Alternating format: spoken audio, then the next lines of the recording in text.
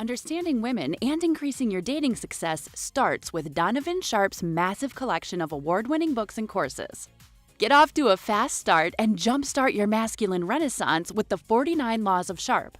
The 49 Laws of Sharpe is the perfect quick start guide for any man new to this community looking for the answers that keep them up at night after a bad experience with a woman. So many men ask themselves, why did she cheat? How could I not see this coming? Why did I miss the signs? And how can I avoid this in the future? The 49 Laws of Sharpe will answer these questions and many more. This will give you a rock-solid foundation upon which to build, develop, and cultivate your newfound identity, and put you miles ahead of your competition. Most men have never had access to this valuable information, let alone understand and apply it. But the 49 Laws of Sharpe will give you an unfair advantage over men and women. This treasure trove of valuable knowledge is available in audio, video, ebook, and paperback. Next, supplement your newly acquired foundational knowledge, supercharge your dating life with Donovan's 25-hour course, How to Master the Game. How to Master the Game will teach you the ins and outs of the player life, overcoming approach anxiety, identifying women who you want to approach, text game, first date principles and logistics, avoiding the friend zone, and so much more will be covered extensively. Also included are the bonus podcasts that will cover how to dress, Tinder game, and much more. Put simply, How to Master the Game will turn you into a stone-cold assassin with the ladies. Available in video and audio format. If you're not the kind of guy who wants to live the bachelor life, or you've had your fill of the player life and are looking for something a little more fulfilling, How to Build a Quality Woman from the Ground Up is a must. Donovan's 5-part, 7-hour audio course will show you step-by-step how to find, cultivate, and sustain a solid, healthy relationship.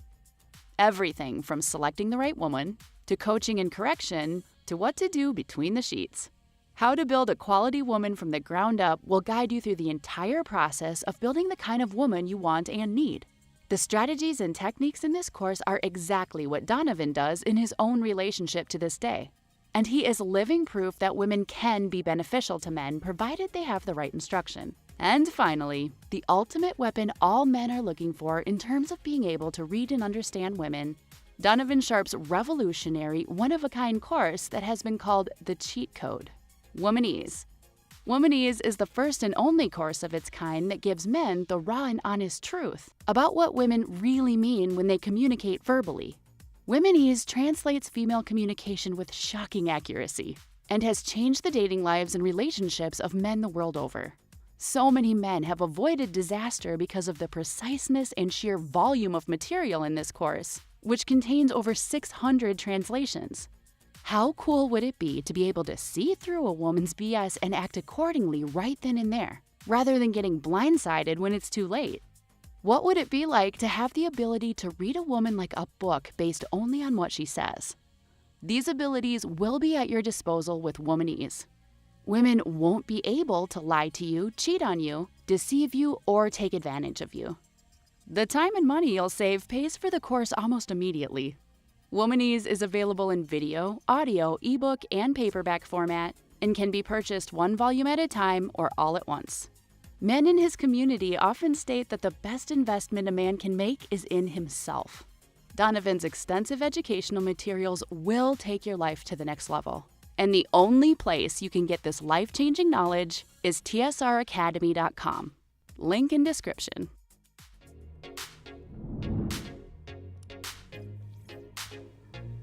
Testing, 1, 2, 3. Testing, 1, 2, 3.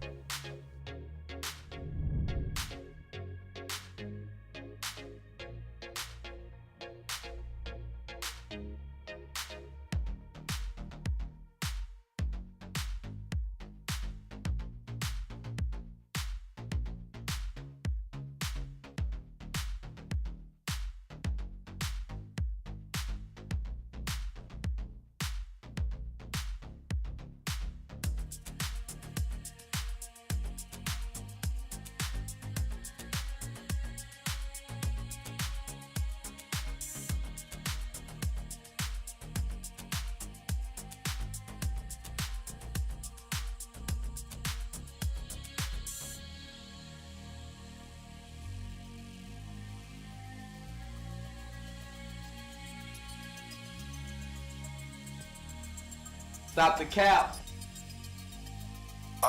It's a no for me, dog. She belongs to the streets. She belongs to the streets. She belongs to the streets.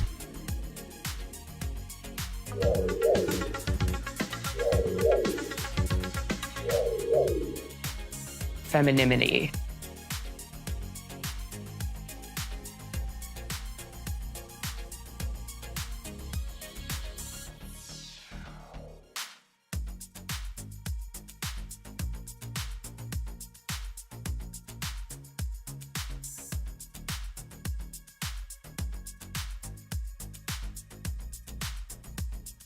The blacker the berry, the sweeter the juice.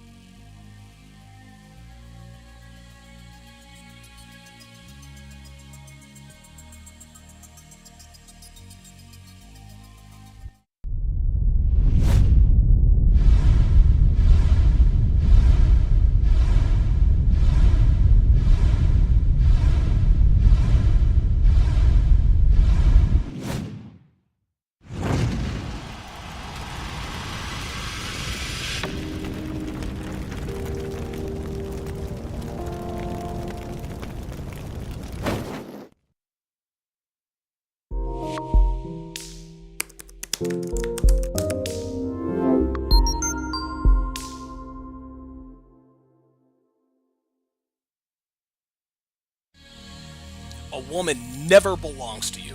It's just your turn. You lost your edge, she lost attraction for you. That's how it works. What'd you think she was gonna do? Tell you she cheated? Men cannot afford to get complacent in relationships. Get your fat ass off the couch, start lifting weights, and learn game. You're welcome. And now your man, Donovan Sharpe. What's up, guys? It's your man, Donovan Sharpe, and welcome to the 918th edition of TSR Live, your daily dose of toxic masculinity, misogyny, and small bleep energy. It is Monday, January 9th of 2023. It is good to have you in today. We are streaming live only to YouTube, Sharp Stream, and Rumble. YouTube, Sharp Stream, and Rumble.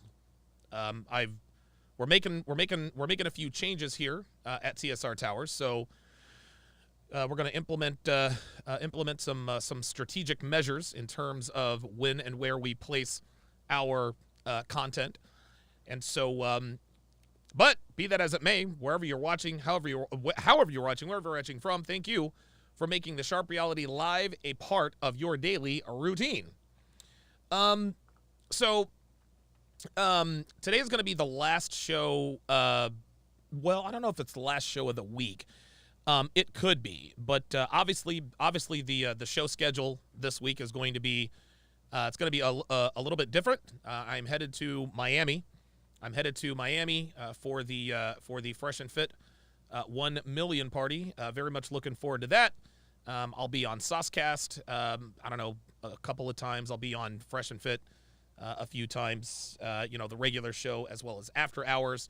MLD and I are going to be on Saucecast together, as well as Fresh and Fit after hours. I don't know when we're going to be on Fresh and Fit, but I do know that on the 12th, which is Thursday, that is when he and I will be on the Saucecast together.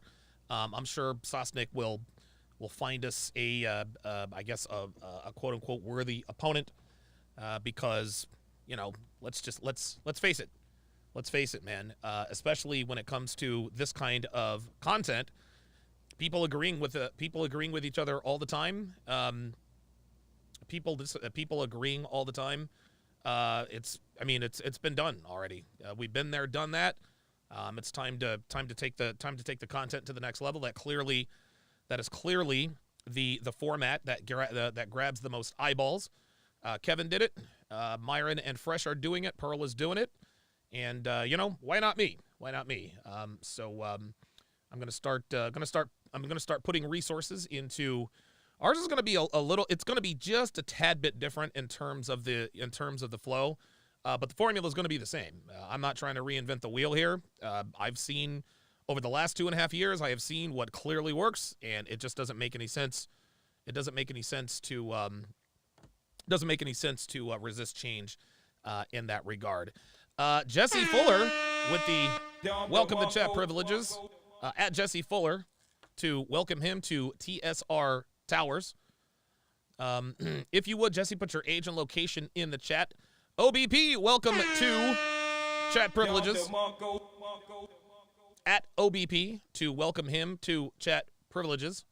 OBP, if you would, put your your age and location in the chat. Welcome to the family. As always, I greatly appreciate your support. Yeah, like Devin said in the chat, we've got some changes coming this month. We're going to be upgrading the Patreon memberships. We're going to be giving you more. We're going to be giving you more for your money, a little bit more value. That also goes for Sharp Stream. We've got some ideas in the works for that. We are also going to be on. We're also going to start a Discord, as well as some other stuff. So 2023, looking to make some changes. And hopefully these changes work out. Very much looking forward to this. Let's not waste any time, gentlemen. Let's get right into it. So Pearl and Alex from Playing with Fire, as well as Destiny, all got together on the Saucecast to discuss, what was it? Open relationships, the Andrew Tate arrest, etc. And so I am going to react to that. Desmond Montgomery with the $5 super chat says, I know you don't do Jubilee videos, but Sneeko did male feminist versus anti-feminist, and I thought it would be good for you to go over. Dev, get me the link to that if you would.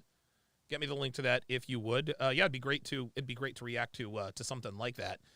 Without further ado, let's get going.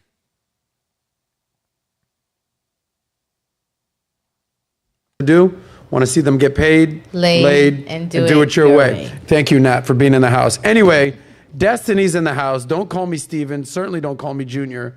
Destiny's in the house. Twitch streamer, YouTuber, political pundit, best hair in the business. What I leave out?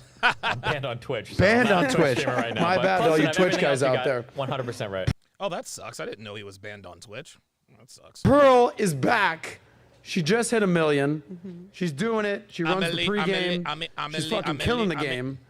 And you're. Oh boy, you can tell Pearl looks very tired here, gentlemen. Pearl looks. She looks very tired.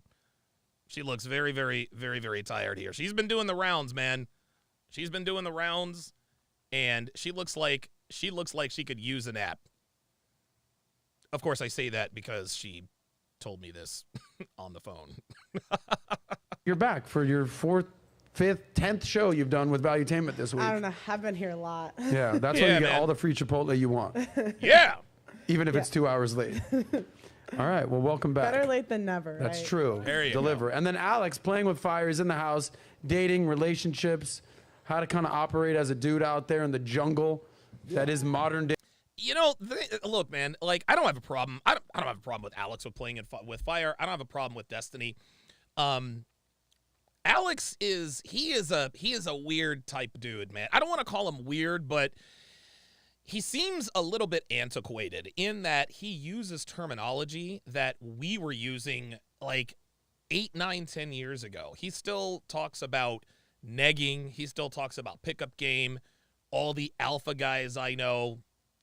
I mean, I don't know. I mean, it's good, I guess, that he's on Saucecast, but his material seems a little bit outdated. Hey, women. Yeah. Fair to say. How to succeed as a man. Let me hear your best man. That was more like female-ish. Give me something better. I'm not the porn star. I can't. Come on, bro. Well, you've already hung one out there. Is that the last impression you want to leave them with? Is that what you're gonna do? Okay, there wow. we go. Okay. You got your girl right there. Her panties are soaking now. If you did that, congratulations. Yeah. Anyway, guys, welcome to the show. Let's just give one more cheers, even if you don't have anything in your hands. Go grab a drink. Okay, there we go. It's Friday. Jorge's in the house. Deli's in the house. Guys, so much to discuss today. Oh, boy. But I want to start with our friend Pearl. Here we go. Because I don't think that we properly recognize the fact that you just reached 1 million subscribers on your channel. So I don't know if we had a clapping button, we would clap right now, but we'll just do that live on it. Yeah, I think the Don DeMarco, a lot of guys ask, well, what does the Don DeMarco mean? It's basically the Manosphere's version of the applause. Is that fair to say? Is that fair to say? Is that accurate? I think the Don DeMarco is more or less the universal applause of the Manosphere. There, here. Pearl, so you started your show February of 2022. It is now January of 2023. Not a mathematician, but that's less than 1 year. You went from 0 to 1 million. Okay? What's been your secret? How did you make this happen? Well, easy. That's pretty simple. Number one, she copied the Fresh and Fit model. I think it's pretty obvious that the Fresh and Fit model is successful. That's the first thing. The second thing, she worked her ass off. She worked her ass off. Anybody can say that they want to do a podcast or, copy the Fresh and Fit model. Breaking news, Damar Hamlin has been released from the hospital. He's on his way to Buffalo. He's on his way to back to Buffalo to be with the team. So good news out of there. But yeah, those are the main two reasons. And a lot of people seem to be under the impression that you can just decide to be a podcaster and just copy a formula and be successful. But it clearly takes it takes a lot. Pardon me. Whoa. It takes a lot more than that, right? It takes a lot more than that. And Jay Blaze just nailed it. Said red pilling her friend Jess blew her up too. Yeah. Like we got to see in real time the progression of a woman, a modern woman, come to the realization that what we talk about in this sector of the web is true. So that's what I would do. YouTube Shorts, baby. Yeah? I mean, look into the camera right there and tell all our producers out there who don't get it what they need to do. Well, I just created a system where all I'd have to do is make content. I wouldn't have to edit. I wouldn't have to do thumbnails. I wouldn't have to do anything. I chased down, I think, the best people in the business to help run my channel. Did you hear that? I chased down the best people in the business to run my channel. And she's not lying. She's not lying. She was after the guy that manages, the guy that she advises. She chased him for like 3 years. And I forgot who he used to work for. I think it might have been Vice, but don't quote me on that. But yeah, Pearl she's had a plan for a while. But what she just said there, we cannot let that get away. She chased down the best people in the business. Okay? Pearl has never purported to know everything about everything. But what she does know how to do is she knows how to create a team. As far as running a team is concerned, I'm not sure if that's even necessary, but that cannot be understated. She has a fantastic team working for her. That cannot be understated. Nobody can do this alone, guys. Nobody can do this alone.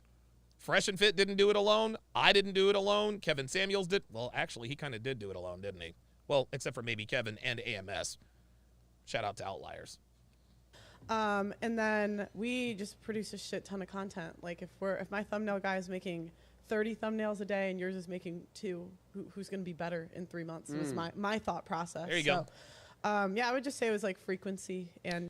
Desmond Montgomery, you're right. It was the Daily Wire. That's exactly right. I actually have the guy's number. He's a good dude. He's actually familiar with the Triad area, the High Point, Winston-Salem, Greensboro. Getting a really good team together. There it is. Yeah. You've been doing content for how many years? 10? 10 years. 11, 12, you've been doing this. I'm not coming at you, well, bro. Now you're like comparing me no, to I'm her. not. Just I'm hit not. a million, okay? You've been doing Alex. You've been doing content for how many years? About 4 or 5. 4 or 5 years. Here's, I guess, the question that I want, and we'll kind of go. Yeah, I mean, I think, well, okay, in that context, yeah, King Lai says Kevin Samuel still had people bringing him up. Of course, yeah.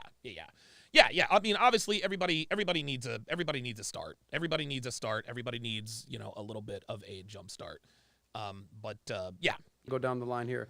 All of you guys have blown up in one way or another, okay? Yours has been a more slow and steady wins the race, but you've got... I'm like a Warren Buffett approach to I love that. Index investing out there, okay? Yeah. Dollar there cost might be average some hedge this thing. funds that beat me in the short term, but in the long term, I'm here to stay until I like get banned you, from bro. everything. Anytime you're going to bring up Warren Buffett in a question like this, He's from I my like city, that. you know? I know where his house is. From Omaha? Yeah, he lives in Regency in the neighborhood, yeah. The Oracle of Omaha? Absolutely. Two great Americans, Warren Buffett and Steven, a.k.a. Destiny, Omaha. Okay. So you've been a slow and steady index investor of content. You've blown the fuck up. You've been at it for 4 or 5 years. You're doing your thing. You've created a niche. So here's the question that I have today. You have gone, let's start with Pearl, but each of you, you've gone from making very little money, I assume, not having a lot of money. Yeah, Bink the Bodisai says Alex never really blew up. Right, exactly. And neither have I, for that matter. But it is what it is. That's what we have to do. Sabat says, welcome to chat privileges.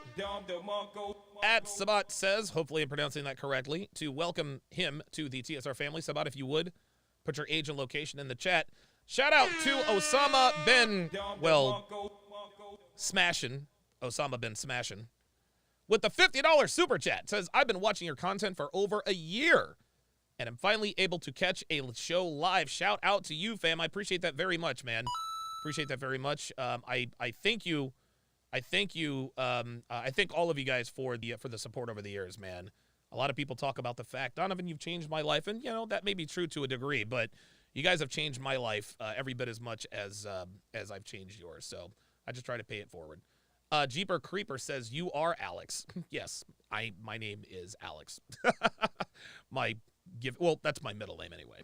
So you're raking in the dough at this point. I know what it is to get hundreds of thousands of views on YouTube and a million subscribers. You're starting to have money. You've made money with YouTube.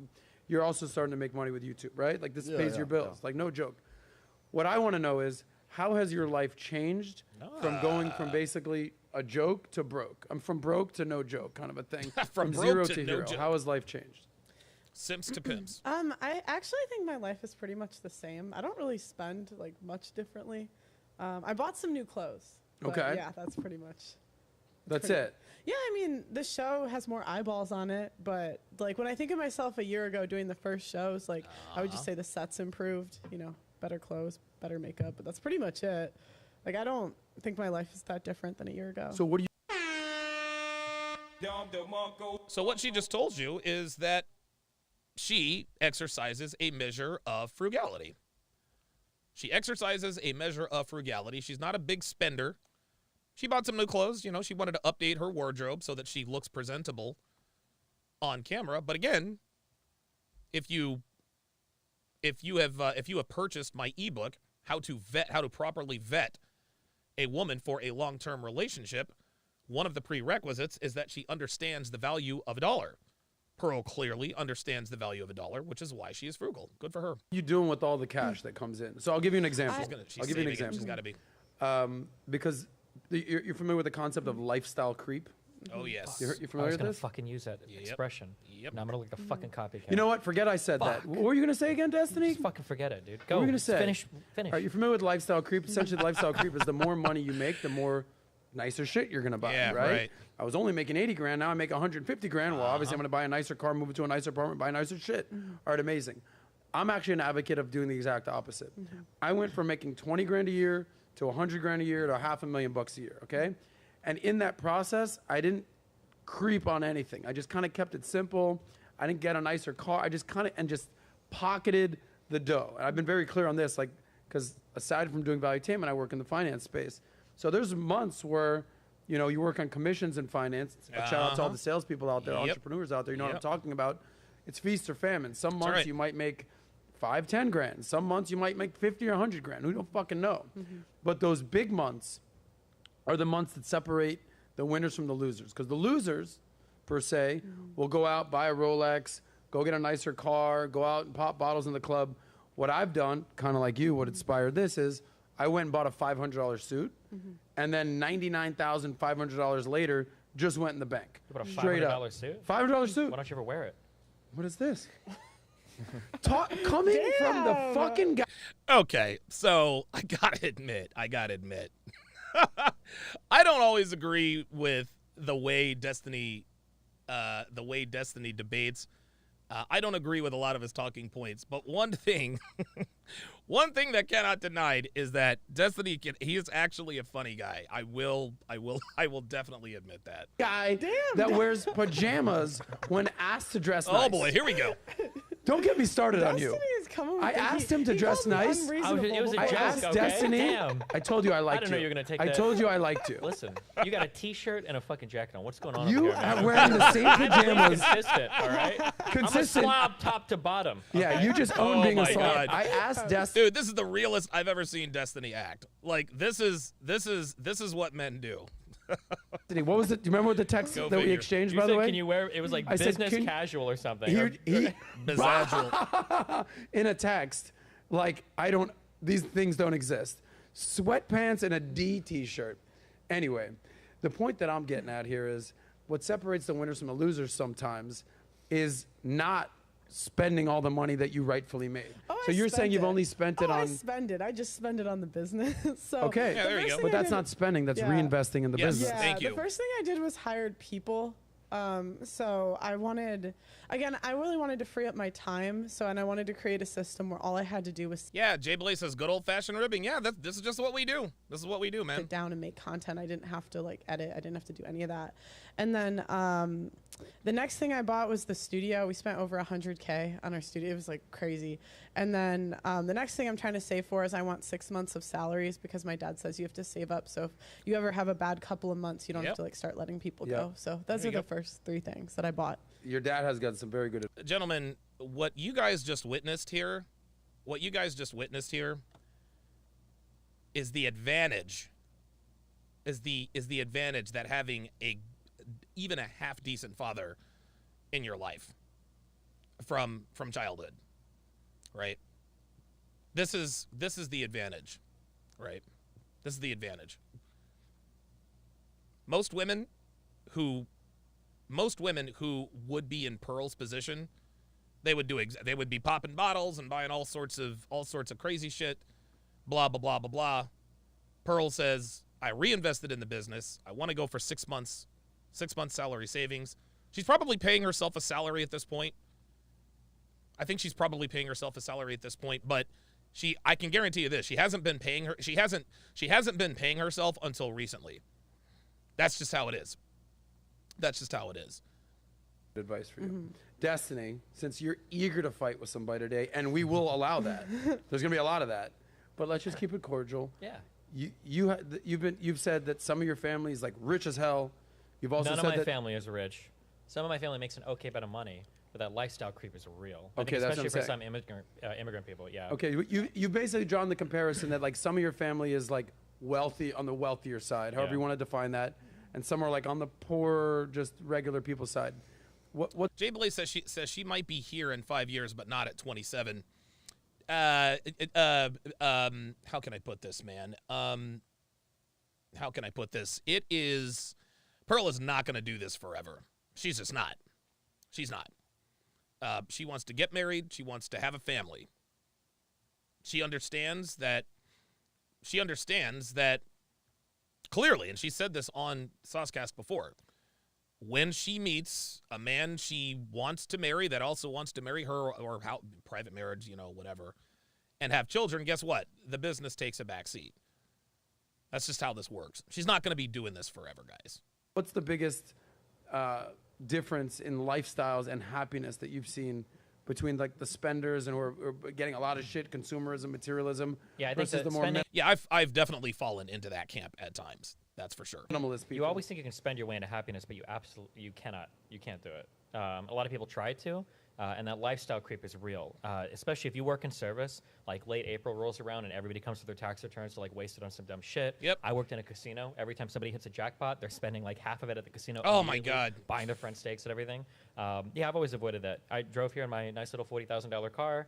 I spend a decent amount. I pay $5,000 a month for rent, but like other than that, I don't spend money on anything. Like coming from being poor to being in this lifestyle, when you're poor, it feels like being poor is like a trap, right? Like when you're poor, or at least for me, I wasn't thinking like, God, I wish I could have like a nicer car and a nicer house. I was thinking like, God, I wish I wasn't so fucking stressed about bills. So now that I'm wealthy, I don't want like a really nice car and a nice house. I just want like the freedom to like chill. Like if I don't want to work for a month or a year, like I can do that. Like I have like the opportunity to do whatever I want. Like I think there it is, man. Aaron Clary put it best when he said, money is simply a claim on another person's time. Let me repeat that. Money is a claim on another person's time. This is why Pearl, the first thing she did when she started to blow up was hire a staff. When she got those first few big-time YouTube paychecks, that's the first thing she did. She hired a staff. She bought equipment. Her goal is just to show up, speak into the mic, drop the mic, exit stage left, Seacrest out, thanks for flying United. That's it. She does quite well for herself. She hasn't been in her studio in 2 months, in 2 weeks. Who knows how long she's going to be in Florida, but she's not even at her studio, but the business is still running like clockwork. She's at 1.06 million now. She's already gained 60,000 subs since she hit the million mark last week. This is the way it's done. And what Destiny is talking about here is money. Wealth is what gives you time. Wealth is what buys you the most valuable commodity, which is the commodity of time. I think that's the most important thing for me. Okay, sorry. Nat's asking you to do what? Make sure you're speaking to the mic. More into the mic. By the way, what he said was very important. Nat, go ahead, Nat. What do you want to say? Oh, my God. No, just make sure you speak up for our guests because, they want to hear everything you Gotcha. have to say. Sorry. So. I didn't speak Thanks, close Nat. enough. Don't be shy. I'm not Use shy. your voice. I'm Look at not that shy. smile. Let's get a close-up on Nat, by the way. Let's Hello, look at that everyone. smile real quick. Hello. Happy Hi. Friday. Make Yeah. sure you guys like, share, subscribe. Thank you all for joining. And I will be reading all the super chats today. Oh, Jesus fucking Christ. Oh, no. Oh, boy. Oh, boy. Very nice. Yeah, Alex, yeah, it was fucking crickets. Give me your career background. Like, what were you doing before you got into YouTube, and like, how did you make? I was your working money? in solar sales, and I was pretty good at my job. I got promoted several times in the span of 3 years. I had a traditional corporate job, and then company I worked for went bankrupt, lost my job, had 9 months of unemployment. At that point, I had a Facebook group, so I kind of ran with it. In terms of like what I could do, I mean, I don't know. I would say I'm like very similar to Destiny. I don't really spend my money on a bunch of things. I just like to have the freedom. I don't have to worry or stress about bills. There's nothing that I can't really afford, with the exception of like boats and shit. So yeah, that's kind of. So here, what are you? Would any of you guys? Yeah, Jesse Fuller says Natalia is hot. Yeah, she's attractive, but that's about it. Identify as minimalists? Some small extent. Well, as I show Look up at in all this. of my own merchandise that I Okay. got for free to test. So yeah, I would call say. myself like a millionaire minimalist, meaning like I don't need a lot to be happy. Everyone has the same big three expenses: housing, transportation, and food and beverage. Yep. I spend a good amount on my housing. I don't have a car. I haven't had a car in 10 years. I'm very like vocal about that. And I don't have a fancy palate unless I'm taking a girl out to dinner. It's fucking Subway with the boys and chicken wings. That's it, straight up. Real shit. But here's something, and this is where I want to go to and open this up for dialogue. Our parents, baby boomer generations, there was this mantra. Let me know if you've ever heard this before. There was this mantra back in the 80s. People used to put it on their bumper stickers on their cars. It was, "He who dies with the most toys wins." You ever heard that expression? What? Never? No, I've never heard that. Can you before. pull that I up, feel Matt, like real you're quick? you had the only parents with that bumper sticker. No, I my think. parents I did don't not think have anybody that. else. He who dies with This the most fucking twins wins. guy. This was basically, it came from like the Wall Street movie, Greed is Good. You've ever heard of Greed Oh, is Good? yeah, of course. Okay, we've heard that from Wall Street, Michael Douglas, Charlie Sheen, Yeah, of everything course. with Yeah, yeah. No, Pearl, any of this? Yeah, All right, yeah. well- See, these are people showing their age. Pearl is 26. Destiny, I assume, is in his late 20s, early 30s. Alex, from Playing with Fire, I mean, he looks like, I think he's 32, but he looks like he's about 42. But yeah, this is way above there. Anyway, there was an article out in the Washington Post like a handful of years ago, and it was like breaking news. He who dies with the most toys now loses. Okay, and it was like kind of like reaffirming what I basically believe is that what you talked about is why you make your money. Essentially, what Pearl's doing is it's not to get nicer cars, clothes, yachts, boats, motorcycles, this, that, the other, anything with the engine. You say, and you get that engine, just rent it, don't buy it. It's so you can have. Oh, yeah. If it flies, floats, or fucks, it is better to lease than to buy. Or it's better to rent than to buy. If it flies, floats, or fucks, don't buy, rent. The key word, what you have, financial freedom. Just being able to come and go as you please, not having to be at the whim of any job, bill, mortgage, credit card company, just doing you, right? So when you reinvest in your business, what do you see happen? Like, you're planting a seed so the tree grows for your business, right? Like, what have you seen? Yeah, this is literally what happened with me. Only it's obviously I haven't achieved the same level of success on YouTube as she has. But those of you guys who have followed me, you guys have followed me. You guys have seen all the studio upgrades all throughout the years. Started out in 2017, kept upgrading, kept upgrading, and now this is probably the second to the last evolution as far as a solo studio is concerned. So there we go. Because in a year, we come back 2 years from now, 5 years from now, you're going to see the tree blossom. You're going to probably have 5 million subscribers at that point. Like, what are the early effects that you've seen from reinvesting in your business, rather than more views, popping bottles in the club, so to speak? Well, the first thing I got was time. Like, I used to do the editing myself, the recruiting myself. Like, it's a headache. You know firsthand, it's so much work to do a couple live shows a week, like 4 a week. So I was doing all the recruiting, all the editing, everything. So to me, Mike Steele's in the house. Shout out to you, my friend. When I reinvested into people, it was just time. Yeah. Like, that's what I was excited When they say for. time is money, it's a real freaking real thing. shit. Yeah, and it was to the point, like, this summer, I actually, I was on a credit card. Like, I didn't have any money left. And because I knew I'd get paid. You know how YouTube works. It's like a month delayed. Yep. But, I paid other people before I even paid myself because I just wanted time There back. you go. Because in the first 3 months, it was hell. Oh Told my you. God, it was hell. There it is. There it is. What did I tell you? For the first 3 months, she paid her people before she paid herself. There it is, guys. There it is. That's what running a business is you have to pay yourself last. That's just the name of the game. And now?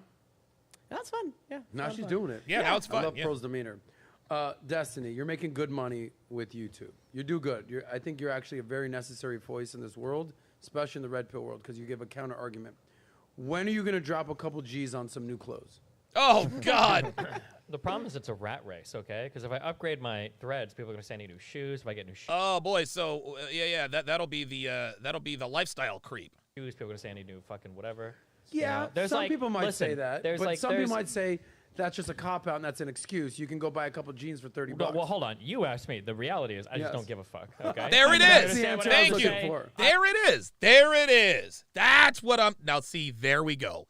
That's what I'm talking about. That's what I'm talking about. Do you guys understand what just happened here? You guys understand what just happened here? That's what I mean by having a conversation. Just be honest. Just be honest, right? Just be honest. Adam is ribbing him about his clothes and, Destiny, all right, well, first it's going to be this, then you know what? I'm just going to keep it real. I just don't give a fuck. Cool. Like, this is the thing that people need to understand when you're in a discussion with somebody. You don't necessarily have to explain everything. If you don't like somebody for no good reason, well, I don't like XYZ person. Well, why not? Honestly, I really don't know. It's just something about the way they talk. It just rubs me the wrong way. And if somebody says, well, that's a pretty stupid reason to dislike somebody, you could be right. But guess what? That's my reason.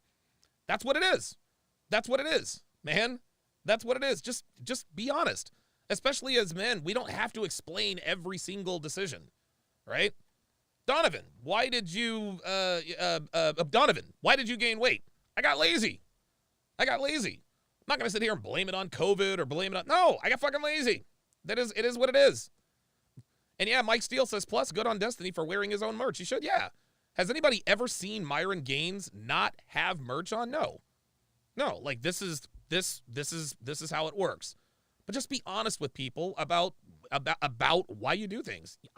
Why don't you do XYZ? Because I don't fucking want to do it. That's why. I don't care that much. Okay? What do guys buy clothes for? For girls, for money, for job? I already have all three. Why the fuck would I upgrade my fucking clothes? But even your girl... I'm trying to impress you? Even your girl... Okay, brother. Even your girl... Yep. ...is going to be like, baby, the same sweatpants again. Listen, if Melina wants me to upgrade my shit, I'll do it for her, okay? So she doesn't want you to do that? I don't think she cares. What about the little stain you have? I don't think she cares. Ain't that something? Why would a woman not care about the way her man looks? Right? Like, your woman is a representation of you, no doubt. But you are a reflection of your woman to a degree. If you have a woman who's submissive, she's fit, feminine, and friendly, she's got her shit together, she takes care of you, etc., and she looks good all the time, but then when you go out, you're the one looking like you don't care. At some point, now listen, man, your girl could say, hey, look, now listen, as a man, you should know, you need to be, nobody's saying that you need to look like a slob, whatever the case may be. But the fact that if your woman doesn't care what you look like when you leave the house, this is not a good thing or a bad thing. But what it does mean is that it's one of these relationships that appears to be a roommate situation. I think the reason why she doesn't care what Destiny looks like is because they're kind of like brother and sister. I don't give a shit what my brothers and sisters wear, and they don't care what I wear. You have right here. Except for when a couple Christmases ago, I did flex with my Tom Ford leather jacket. Like, both my brothers were like, yo, I got to see that jacket. So, yeah, I flexed there. What? Stain? What are you talking about? They're black pants. I don't have any stains here. Okay. Nice try. I'm just saying, you can afford some extra jeans. Okay, you can afford some pants. How much does a new razor blade cost? What do you got going on over here? Oh, boy, here we go. Yeah, with same beard you got, boss. This is a beard, okay? That's a 5 o'clock shadow from the next day, okay? Calm down there, buddy. All right. Anyway. What does he have? He's got a beard. Okay. So you're saying I'm not on your level? This guy links me a website for T-shirts. I'm like, holy shit. Okay. He knows his shit. Yeah, Cuts.com. Unbelievable. Sorry, can't say it. All right, so let's shift. Let's help the advice out. We got to know the panel. Destiny ain't fucking spending $1 on some new sweatpants. He's rocking it anyway. He has a girlfriend. By the way, if you like them, store.destiny.gg. Buy your own, guys. Yeah. You sell these sweatpants? Yeah, of course. Yeah, this is me. Oh, I didn't Little see guy. that. Yeah. Okay, so give yourself a plug. Billboard. I just did. Gotcha. Yeah. All right, so here we go. Round table here. Okay, it appears that these guys are a little bit. These guys are probably closer comrades than any of us realize. Follow me on my Twitter at Destiny the Game. Apparently, is what you link. So thanks. I work for a bunch of. What is it? We changed it. Okay, gotcha. Oh shit. Okay, I'm sorry. All right, Destiny. Did you wake up on the wrong side of the bed today, or you No, just I'm want to ready. argue? There were a couple people in my life that burned through all the goodwill I had left. Yeah. For people. So. Who burned through your goodwill? It's a long story. Okay. We don't have enough time in the day left to get through Your all that. attitude today, 1 through 10, 10 being like super positive, 1 being super negative. Where are you right now? It was like a 5, and done with that. Whoever gave me this drink put a lot of tequila in it. All right. So is it by the end of this episode? Do you think you'll be closer to a 10 or a -1? Definitely. I don't know. We'll see what happens. We'll see what How it happens. goes. By Is the it way, a 2-hour show or 1-hour show? Dude, honestly, man, I could never drink while I do this. I could never do that. I don't know about you guys. And I guess some guys maybe do it to relax a little bit. We know that DJ Academics turns into Hennydemics, and that's kind of hit or miss, depending on who you are or what they're talking about. But me, personally, I can't. I drink to relax. I don't drink to socialize. I don't drink to work. I just drink to relax. That's just me. 2-hour show. Okay, probably -1. We're going to be answering your super chats. Let us know what questions you have for Destiny, Pearl, and Alex. Let us know your comments on their attire. Okay, and also support our fellow content creators. If you'd like Destiny's amazing wardrobe, go ahead. When are you dropping your wardrobe? Dropping my wardrobe? Yeah. Pearly panties. Pearly panties. She's gonna be the only girl in Miami not with her own fucking clothing line right now. Pearly panties. Oh wow. I almost had some whale merch, but oh I was afraid my to take away my YouTube God. channel, so Oh my God. that. Some whale merch. Jesus fucking Christ. Well, you're coming at the big girls. Yeah, it was actually pretty funny. It was gonna be it was like the types of whales, and it was like beluga whale, and it was all the different types, and in the middle it said entitled whale. You sent me that. Yeah. Okay. I would buy that. I know, but I didn't want them to take away my channel, so I just let's ask a decided couple not quick to. questions. This is interesting. This is one of the main differences between men and women. Is that men, we are far more risk tolerant, whereas women are far more risk averse. Pearl is like, dude, I don't want to take any chances. I'm not trying to lose my channel, etc., etc. But somebody like me, I'd have been like, all right, let's drop the whale merch. Then we're going to get into a whole host of topics today. Pearly panties, I love it. Regarding dating, lifestyle, Andrew Tate. I saw that your thing with Sneeko that you did yesterday with the Romanian lawyer. We're going to talk money. We're going to talk Pearl's situation that she did on Vice. Destiny has some very strong feelings about that. But while we're on the money subject, let's just finish this off. The average man in America makes 38 grand a year. Woo! 38 grand. The average woman in America makes 25 grand a year. You guys make that easily in a month at this point. I'm guessing, give or take, give or take, give or take. What's your best advice for young men out there making 30, 40, 50 grand a year? How can they get to 100 grand? How can they get to the level where you're at today? What's your best advice? The most important piece of advice, this is only for people younger than 18, is, oh my God, try in school. I have never met an intelligent person over the age of 18 that says, oh, I think I tried hard enough in school. Dude, always push a little more. Whether you have to study a little bit more or whatever, there are so many opportunities open to you before 18 that trying harder in school will get you. And if you blow those up, like if you know, once you hit like 20, 21, 22, once you've settled into like the working rhythm, things get way, way, way, way, way harder in life. So yeah, study a little. Yeah, I guess I could, you know, if he's talking about under 18, that makes sense.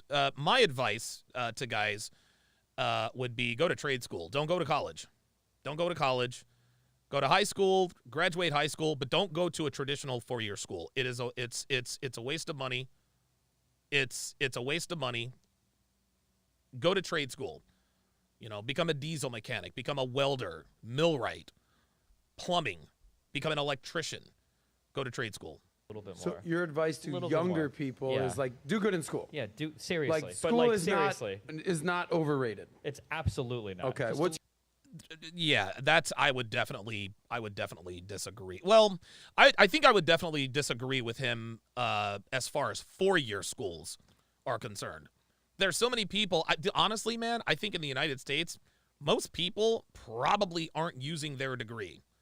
Most people probably aren't using their degree. People get these useless degrees, sociology, women's studies, things of that nature. I think the only time college is beneficial is if you already know you want to be like an engineer, whether it's a civil engineer or a private engineer, a doctor, a lawyer. If you go to a 4-year school, you're pre-law, you're pre-med. That's the only time it can really benefit to you. But if you get a degree in computer science or a degree in business administration like everybody did back in the 90s, it's not going to do anything for you. What's your advice for the 22-year-old guy who just graduated school, 25-year-old guy who's just... Yeah, my advice to a 22-year-old guy, make money, make muscles, learn game, hold frame. That's my advice. That's my advice. You're still young. You still have energy. Use that youthful energy. Work your ass off. Work your ass off at the gym. Work your ass off at work. Work as much overtime as you can. I mean, you could certainly get with women if they make themselves available to you, but that's yeah. Even a 30-year-old guy who's not killing it right now. What's your advice for that? For rough financial advice, damn. I would say that you brought up something earlier. People only look at the wealth accrual side of like how much money you have. The spending side is really important. Yeah. You know, like if you want to lose weight, you start tracking your calories. If you want to save money, you need to make a budget. If you're like a money conscientious person and you're making less than like $50K a year, you should absolutely have a budget. Once you start budgeting things and you see how much like that Starbucks every day adds up, or whatever type of like little expenditures you do, those things add up so much throughout the year. I think that would be good to keep track of. So make a budget. Yeah, I think keep track of where your money goes. What I call a budget is having a game plan for your money, because budget is one of the things I say is the only thing worse than having a budget for your money is not doing a budget for your money. Sure. So I call it having a game plan for your money. There's two aspects to your game plan. There's income and there's expenses. Yep. People focus on the income, that's your offense. They don't realize that your expenses is your defense, and that's leaks that it's kind of coming through that. So I fully advocate that. That's an interesting analogy. I've never heard it called that. That's interesting. What's your best advice, Pearl? See, my advice. Okay, so Pearl is a woman. Love Pearl to death. Don't take financial advice from women. That includes Pearl. Don't take financial advice from Pearl. Don't take relationship advice from Pearl. Guys, it's a bit idealistic, but it worked for me, and this is something my dad always told me. He always just told me to do what you're passionate about, because you're going to work harder at it than everyone else. There we go. Because you're passionate about it, and you actually... Yeah, listen, love Pearl to death. Love Pearl to death. This is terrible advice. This is absolutely terrible advice. Love Pearl to death, but that is the worst advice. Do something you're passionate about. Women have the luxury of doing something they're passionate about and not having to pay the proverbial price, right? Men, we don't have that luxury. We don't have that luxury, at least not from the beginning. I wasn't passionate about mattresses. I was knowledgeable, and I was knowledgeable about mattresses. I learned how to run a mattress business. I did it. I wasn't passionate about real estate. I got lucky on a couple of real estate deals. Ended up with seven real estate properties. I got lucky for a few years. I was not passionate about that. Now, I'm passionate about this. I'm certainly passionate about this, but I'm one of the lucky few who actually makes a very good living doing something that I actually love to do. But again, and this is no slight against Pearl. This is no slight against Pearl. This is who females are. This is who females are. But if you are a young man or a woman, doing something you are passionate about is not sound financial advice. It's just not. Really like it, so that's what worked for me. Yeah, I think this is. It worked for Pearl. Pearl is the outlier, gentlemen. Listen, there are millions of women who do what they're passionate about. Yeah, I'm a nail tech, or I've got an eyelash business, or some bullshit business that they're doing. Pearl is a gross outlier. And to be honest with you, she's really not that passionate about this. She's really not. She really isn't. She really isn't. She's passionate about the people that she brings together. You know, she's passionate about. I think she's more passionate about about bringing people together. I think she's very passionate about that. Getting big names in the same room. She's passionate about that. She's not passionate about this. Doing the Saucecast or doing debates or things like that. No, she's passionate about highlighting the differences between men and women, how delusional modern women are, et cetera, et cetera. Wildemar Perez Jr. with the $5 super chat says, "Yep, I make $57K, 0 certs, 0 college, but lots of common sense and hard work. I did what made money, and now I can waste money. What love? LOL." Exactly. Men, we don't have the luxury. We don't have the luxury to do what we're passionate about. We really, really don't. Mike Steele says, "Yep, women are more communal and are more interested in people." That's exactly right. This is a constant conversation that we have. I know. Should you follow the money or should you follow your passion? Wherever for me, follow the money, because once you make the money, you can work on your passion. There you go. I.e., I worked in finance for 15 years. There you go. Made money, and now I'm passionate about this shit. I still do my job, but this is what I'm passionate about. The challenge is when you follow your passion, and let's say your passion is basketball or volleyball makeup or baseball cards, you might not be able to monetize that. And then you're 35 years old, you're like, but I was following my passion. There you go. go. I do agree. What you should do is find out what you are passionate about, where you can make money, and where those two intersect is where you can focus on. I just think with the internet, because I'm thinking of another thing I'm passionate about, which is volleyball, right? Yep. And I'm just thinking with the internet, there's so many ways you can combine the two. So if I was going to do volleyball, I'd probably do, something with volleyball content or teaching or, something there you like go. that. Listen, do us all Again, women have the luxury. Women have the luxury of doing things that don't make money. Women have the luxury of doing things that don't make money. We don't. Favor, do not quit your day job and focus on volleyball. I know. It's funny. I was offered a pro contract in the fall, and I was going to go to either Portugal or Germany, but the YouTube stuff was going, so I had to make a choice. But this is exactly what I'm saying, Pearl. Suffice it to say, she made the right decision. Your passion is volleyball. You can make approximately $14 from volleyball. You can make $1 million in a year doing YouTube. Might as well work. Yeah, but I was passionate about both, but you're right. Hey, listen, I'm going to take that W right there. That's a win right there. My dad just always told me he didn't care if we were passionate about selling toothpicks on the side of the road. Just do something you love. And that's what my dad would tell me. I would say... Oh, boy. Again, no slight on Pearl, but again, she is a trust fund kid, right? And listen, if I were as wealthy as Mr. Just Pearly Things, I would advise my sons and daughters to do the same thing. And the reason why I would do that is because if they end up being broke, I'm there to help them out. You know, I'll make sure they have a car. I'll make sure they'll never want for anything.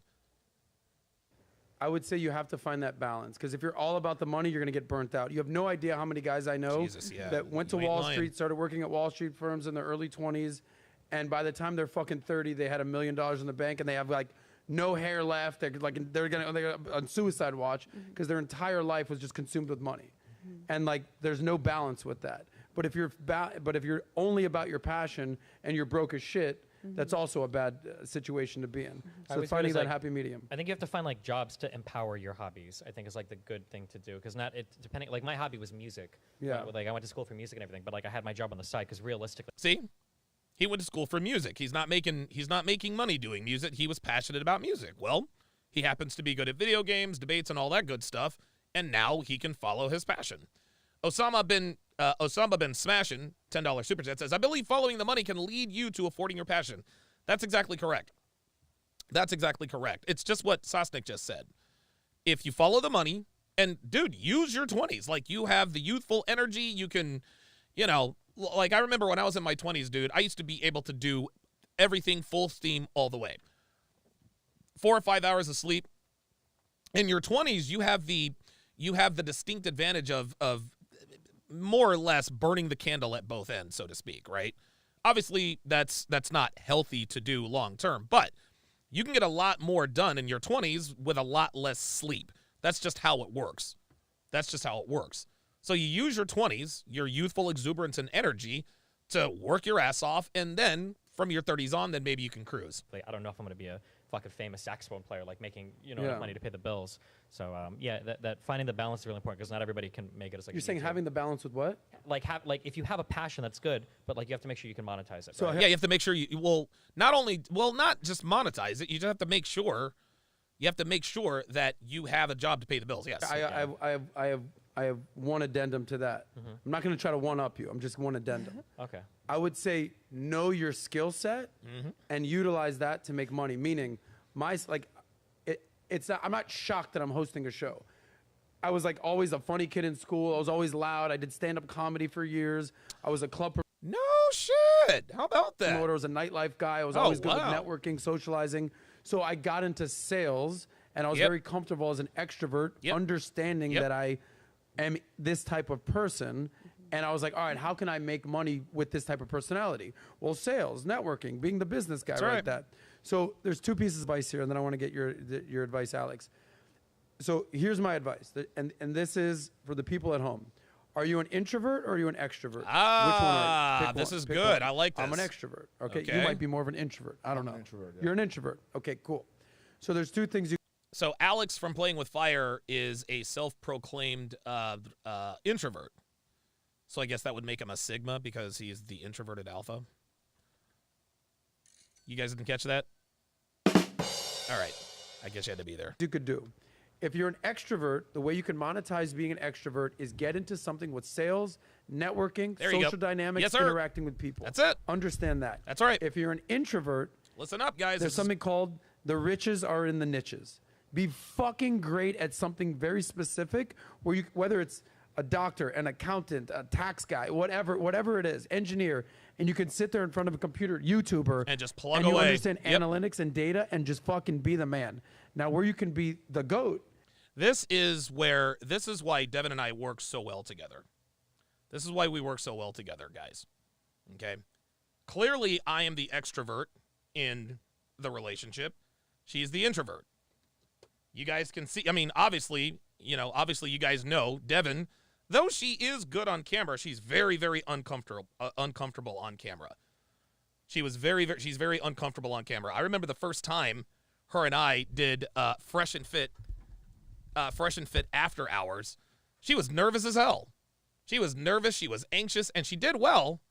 But because she has an introverted personality, it kind of made her anxious. That's why I handle everything in front of the camera. She handles everything behind the camera.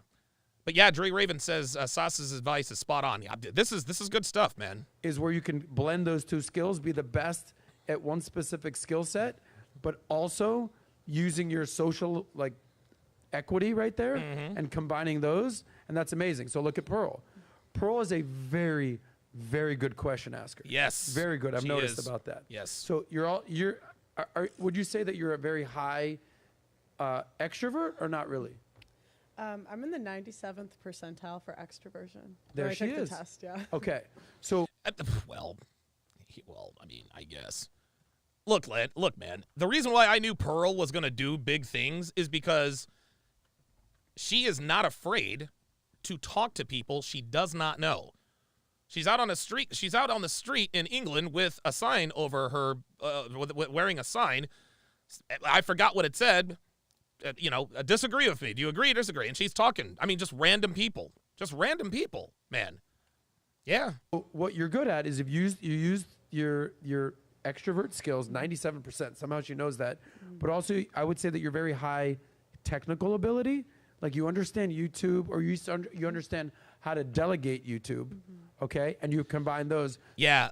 Just in the conversations that I've had with Pearl, she is extremely knowledgeable about how the algorithm works, what you can say and what you can't say. And again, the reason why she's aware of all these things is because of the team she has behind her. So it's no secret, because I see you do your panel, you're asking questions of a wide range of people, but you understand how to delegate the introvert skills, right? And that's why I think you've had so much success, and the shorts. Yeah, it's really important to know what you're bad at and outsource it. There you go. Say. Like, for example, I'm not great at managing people. Like, I just got too much going on. I can't manage all these people. You can barely manage your own schedule, Pearl. I've had to help you fucking clean up your active the last week. Yeah. That's okay, true. Pearl, be stuck crying in a goddamn airport right now if it weren't for your boy sauce. I found my car.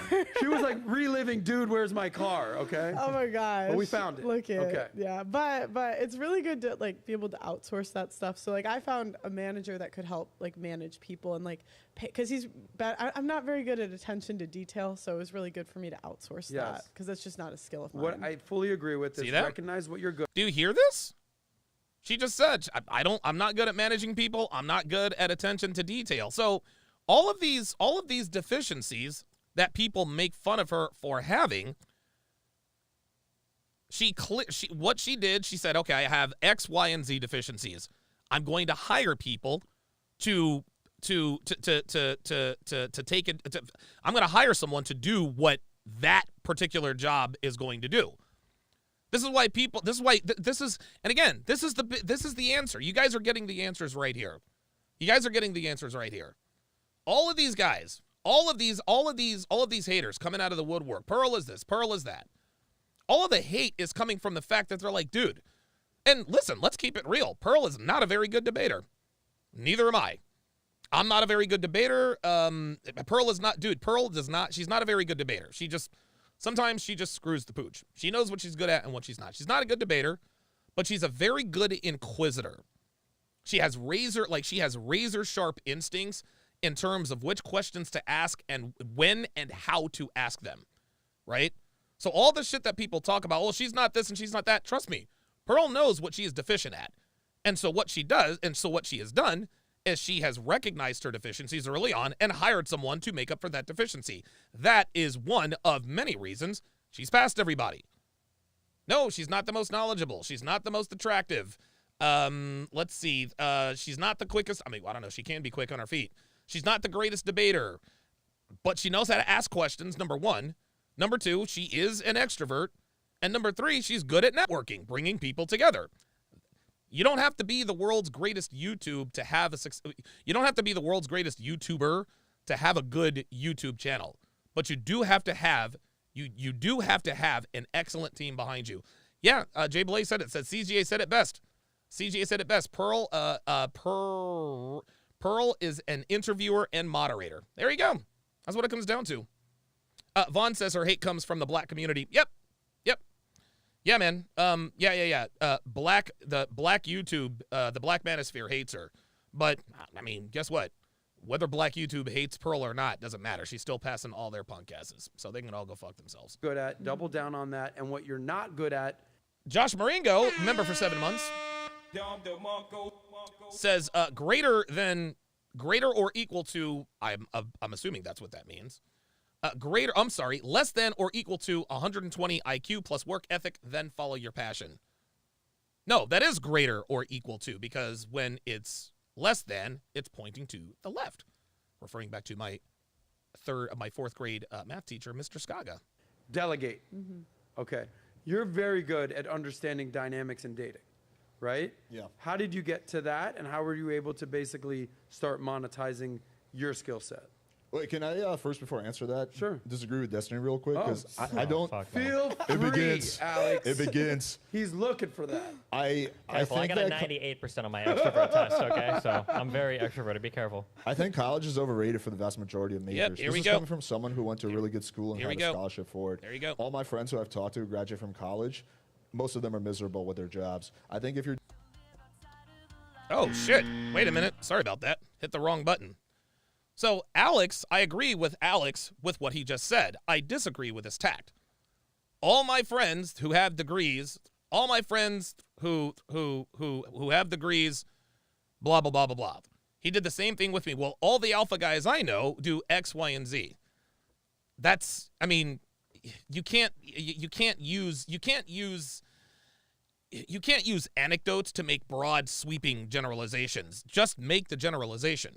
That's it. You're doing STEM, you're doing science, then yeah, go to college. But for most majors, I think college is overrated. I agree. And it's not going to get you the kind of lifestyle that you think it's going to get you. I think the best advice is to find a skill that people need. So, for example, I have a friend who works at Trader Joe's, but he does he helps me out and takes videos with me. So I got him to start a photography business, right? Because people need photo shoots. Like a lot of people have really bad photos, right? Yeah, so they his do. whole angle is going to be taking photos for people's Tinders. So I think anyone can find a little niche and get really good at something that people need, people desire.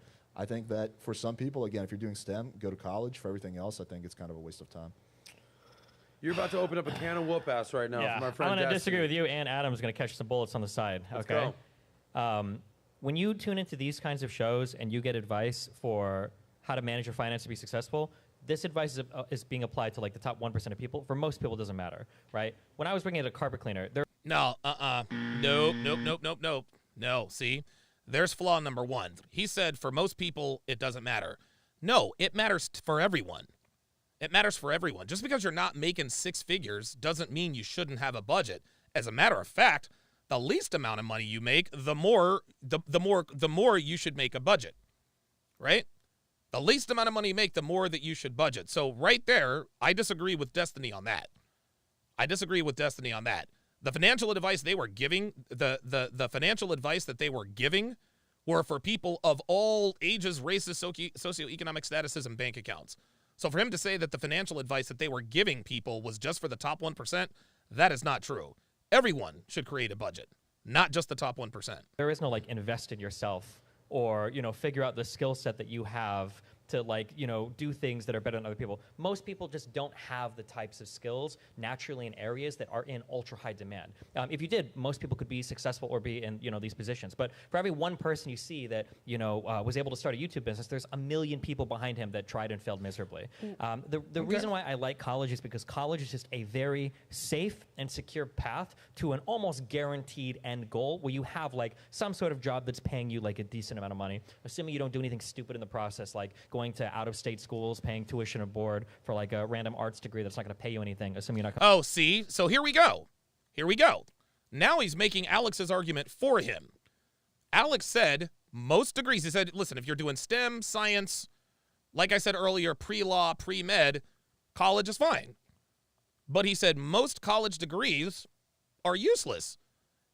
And Destiny said he disagreed, yet here he is talking about some of the useless degrees that people have in college.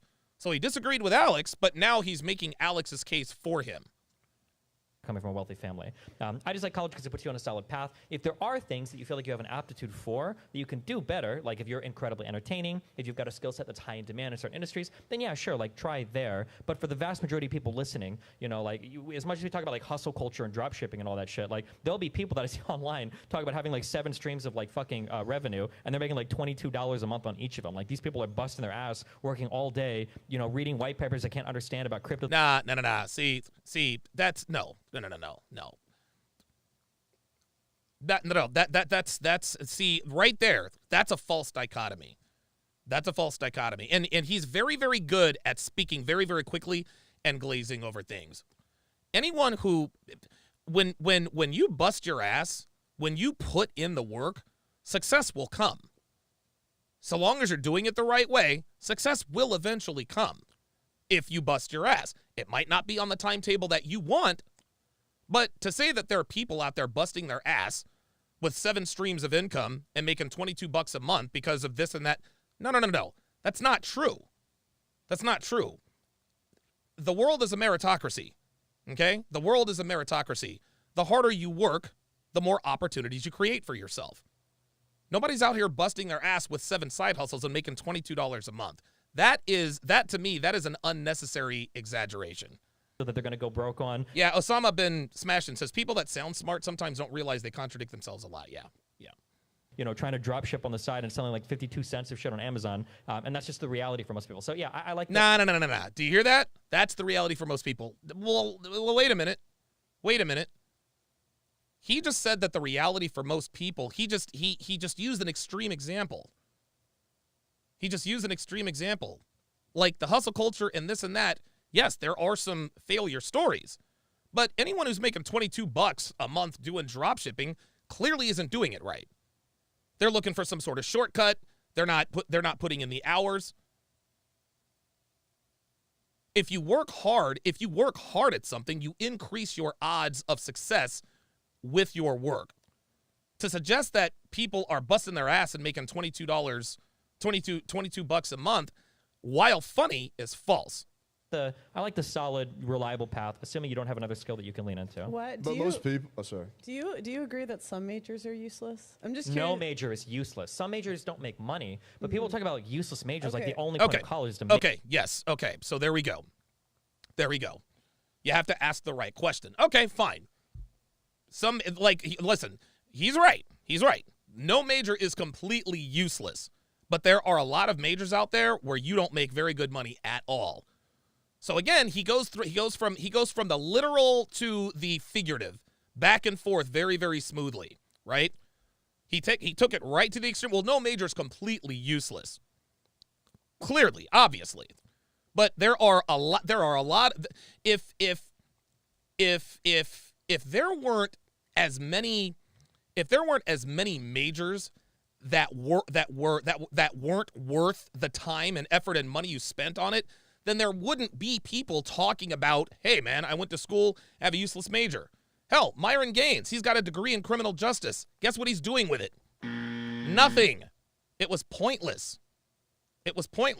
Mike Steele says, no, it's not. My sister has a double master in art history and library sciences and can't afford her own place because she makes about $30,000 a year and she's 43 years old. Well, there you go. So no degree is completely useless by definition, but there are enough degrees out there that are not worth the time and effort and money that you put into it, to the point to where, yeah, there are plenty of stories out there that say, yeah, you know what? I wish I had gone to college for something else. Make money. It comes down to ROI. Yeah. So Thank you. I don't understand. Of course. Return on investment. ROI, but when we talk about ROI, the return part there of that investment, the return can be cultural. We need art majors. We need history majors. No, Destiny. Oh, no. The return. Oh, yeah, this is cute. The return part can be cultural. I'm sorry, Destiny, but cultural return on investment, that doesn't pay the bills, fam. That doesn't pay the bills. Like, I understand what he's talking about. If you get an art degree or a history degree, whatever the case may be, okay, so you're a little bit more well-cultured, et cetera, et cetera. But a return on investment means money. A return on investment means money. Because you can't pay the bills with culture. Like, oh, you get a cultural return. Okay, fair enough. But guess what? Culture doesn't pay the bills. Having the kind of intelligence or the kind of experiences that most people can't or don't have, that doesn't pay the bills. No, what pays the bills is money. And so when we say return on investment, we're talking about monetary investment. Because guess what? When I go to college, if I decide to go to college, guess what? The admissions department is not going to take culture for payment. Well, I mean, you owe us $50,000 for this year's school. Okay, well, I'm extremely cultured, so by having me on campus, I'm adding culture. Guess what? Guess what the school's going to do? They're going to laugh you out of the room. You want to know why? Because the school's got bills to pay. They got electric bills. They've got overhead. They've got teachers on salary. So when we say ROI, return on investment, what he's doing is he is changing the definition. He's changing the definition. I agree, you can be a little more cultured, but guess what? When you've got a mortgage payment, when you've got a car payment, whatever the case may be, you want to be able to live. You want to be able to live. So don't miss me with this, well, you could get it culturally. No, culture doesn't pay the bills. Sorry. English majors. It's an important part of having a functioning society. College shouldn't just be a jobs training program. There should be other things that we learn and we have exemplified in society as well, I think. Yeah, if you're going there purely for the education factor and just want to get an education, then sure. But most people aren't doing it. They're doing it because they want to get a job. And most of the people, the people who follow, I don't know, marketing majors or accounting majors, they all pretty much hate their jobs. None of them are really happy from what I've seen. Yeah, but I mean, if they wouldn't have gone to school, they're going to be happy anyway. It's not like if they would have flunked school or not done it, they're like, oh, I'm so much happier working at Wendy's or whatever. I mean, I agree with you. See, already he goes to the extreme. He goes to the extreme. So Alex makes a very good point. All right, listen, man, there are a lot of guys, and listen, we know that most people slaving away in cubicle farms probably hate their lives. They probably hate their lives. But if they didn't do that, all of a sudden now we're working at Wendy's. So this appears to be Destiny's move.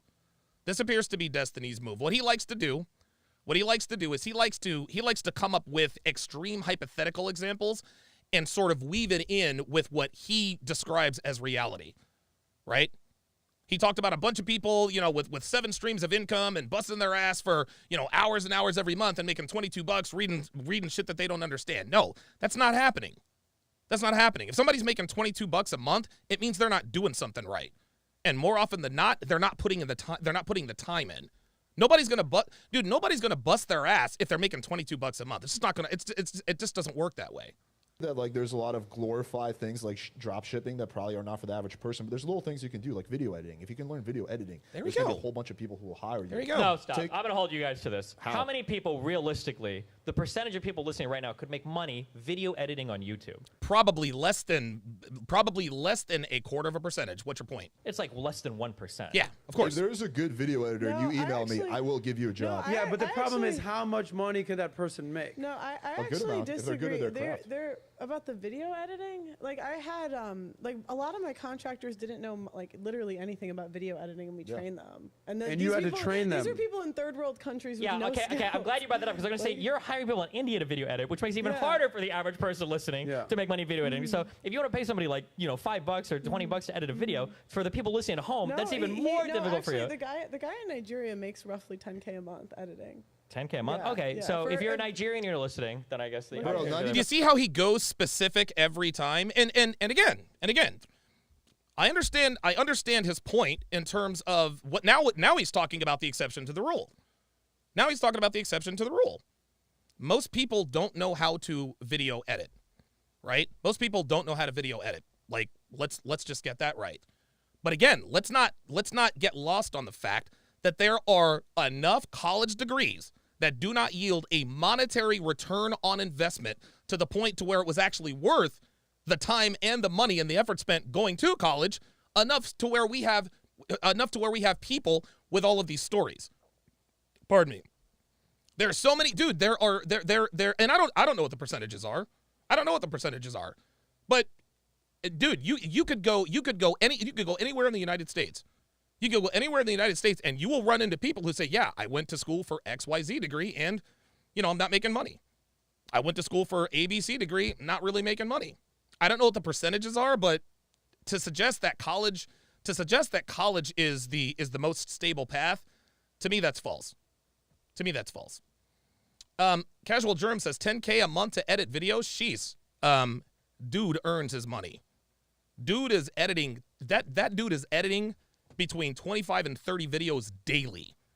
He absolutely earns his money. Unpopular Truth with the $10 super chat says Hafiz and Disney have the same technique.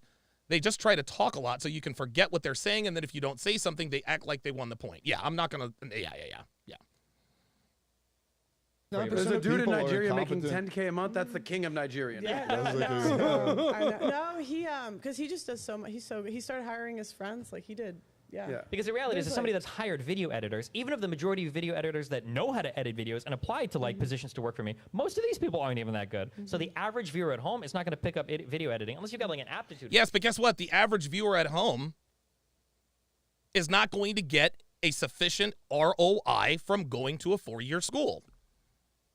Like, no, like, listen, I agree with Destiny about the video editing. That's an example. Those guys are the exception to the rule. But going to college for 4 years and getting a degree that's not going to give you the monetary ROI, like if you have an art degree, it'll be, dude, if you are blessed, if you are lucky, and you are supremely gifted and talented, you might see a return. You might break even 20 years down the line if you're lucky. A degree in sociology, social work, etc., math teach. I mean, again, there's a reason why there are enough people talking about this deficiency with ROI for it to be a discussion. It's not just nobody. I think Destiny is trying to indirectly imply that these quote-unquote useless degrees, and let's define useless, doesn't give you a monetary ROI. In other words, the job that you have as a result of your degree, it's not paying the bills like you thought it would, right? That's the way it is with a lot of people who go to college. For it, but in that case, you're already like a very slim minority. Okay, of people, can I just kind of like? It's your show. You can do whatever you want. Here's what I'm gonna do. I'm gonna tighten this up and put the circle together. See, Pearl is about to ask a very poignant question here. Everyone has a point here because what we're talking about is essentially you got to figure out what's right for you. The problem is that we all have to make these life decisions at 18. So what are you gonna do for the rest of your life? It's like, dude, I don't know. I'm 18. I'm just trying to get laid. Okay, but the problem is what major you're gonna pick. Where are you gonna go to? ROI. What the hell is ROI? I can barely even spell, and I got to spell ROI. What you said exactly was, yeah, well, you need music majors, you need people. This is the same argument that people make where they're like, you tell Adam, you tell people to save that money. We need to spend money so the economy stays on. I'm like, oh, so now it's your fucking job to keep the economy alive? No, it's your job to keep your economy alive. So yes, I do agree we need music majors and theater majors and art majors and majors that don't pay shit. But do you want to be dead broke because you're contributing to society? I don't know about that. Okay, wait, hold on. It's such a dumb straw man. If you're broke as fuck, you come from a broke family, you shouldn't be going to school to be a PhD history major, right? Obviously, I agree with that. But I'm saying, like, for people from middle-class families that want to go to school and do, like, other things like history and art, I just don't like that there's this concept of, like, a worthless degree. And it's like knowledge and education and, like, the expansion of, like, our whole understanding of the world, I think is important. Yeah, that's cute of him to talk about how important the understanding of the world is from a wealthy standpoint, right? That's easy for him to say. He's wealthy. So what he's essentially saying is to the viewers at home, it's okay to go to college to get a degree that's not going to it's going to get you a degree that's not going to be sufficient for a monetary return on investment, and you'll also be struggling, but hey, it'll help us to understand the world. Dude, the understanding of the world doesn't pay the bills. It doesn't pay the bills, man. Like, this is not a utopia. Like that's not the way it works. It's almost as though Destiny is. It's almost as though he is encouraging people to go to school. He's almost encouraging people not to go out and try to make money, right? So we say so clearly he understands, and by making this argument, he acknowledges that going to college a lot of times doesn't really give you that good of a salary coming out in certain fields. But his argument is that, well, you should go anyway because it helps us understand the world. You might not get a monetary return on your investment, but you'll get the return on investment as far as culture and understanding of the world. And again, that's all well and good. But culture and understanding of the world, that does not pay the bills. It doesn't pay the bills, man. And again, I don't know what the percentages are. But there are millions of people with degrees that are not helping them in the workforce. That's all we're saying. And to suggest that everyone should go to and to suggest that people should go to college at that point, that people should go to college at that point and not worry about a monetary return on investment, I don't know. To me, that's a little bit arrogant. It's almost like he's saying, like, hey, listen, man, hey, okay, so you go to college, you get a quote-unquote useless degree, but at least you get payment and culture and experience and all that. Yeah, easy for you to say, but would you advise your son to go? Well, again, he's wealthy, but if he were a middle class, lower class, upper class, whatever the case may be, would he advise his son to go to school? And if the answer is yes, great. But that's not the way it should be for a lot of people. Ways to make a lot of money. But I'm not going to tell the kid from the project to go to be an English major or something, right? Would you agree that some majors don't have a good ROI? If you're only measuring return in terms of... Here we go. Dude, he never answers. This again is where he argues in bad faith. He almost never answers questions directly. Pearl asked him a question. Do you agree that there are college degrees that do not have a good ROI? He couldn't say yes. He can't even cap. But what's your definition of ROI? ROI, this right here, Destiny, this pays the bills, fam. Okay? This is what pays the bills. This right here is what gives you your mortgage. This right here is your car payment. This right here are your daily living expenses, your monthly food bill, money to live a half decent life. I don't like the way, dude, like, this doesn't make any sense. This doesn't make any sense. We all want to make more money. We all do. We all do. There are very few people who actually go to work doing what they love to do. Nobody works for free. Nobody works for free. But to suggest that you should forego money to get culture instead of an ROI, to me, that's irresponsible. Yeah, for sure. Okay. Finally. Okay, good. I have a worthless degree. I went to BU Business School. I have a marketing degree. It's been completely worthless for my career. Yeah, mine's been worthless too. But all the people I know have worthless degrees. We're saying two separate things, and they can both be valid. What he's saying is, hey, if you go to school, hear me out. If you go to school and you get a degree, there's going to be some merit in that. Even if you don't kill it and make a lot of money. Okay, I'll agree with that. You're still contributing to society. You're still going to have a job. You're going to have all that. Yeah, and I will agree with that. I will totally agree with that. However, there are a disproportionate number of degrees that do not give you the sufficient monetary ROI. How many companies out there? How many companies out there do we have that will help you with your student loan debt? How many companies out there? Hey, consolidate your student loan debt and blah blah blah blah. There's a new government program. These programs would not exist if there were sufficient. These programs would not exist if there were sufficient monetary meaning dollars ROI from these particular majors. These programs would not exist if these people were getting a proper ROI. Those are the facts. And then the other position is like, yeah, well, the reason that you're going to school and taking out college loans, and getting degrees is so you can make more money in life. Yeah, look, man, nobody goes to college to become more cultured unless they come from a wealthy family. Like people who study abroad and this, that, and the other. That is enriching, and that's great. And if your family is in a position to where you are fortunate enough to be able to have those experiences and not have to worry about making money on the back end, dude, more power to you. You're gonna live a longer, better life. But for the rest of us, the reason we went to school was to make more money. That's the reason we did it. Men, we sacrifice what we want to do for what we need to do. That is our burden of performance. Our burden is to provide. That's what it is. That is our burden of performance.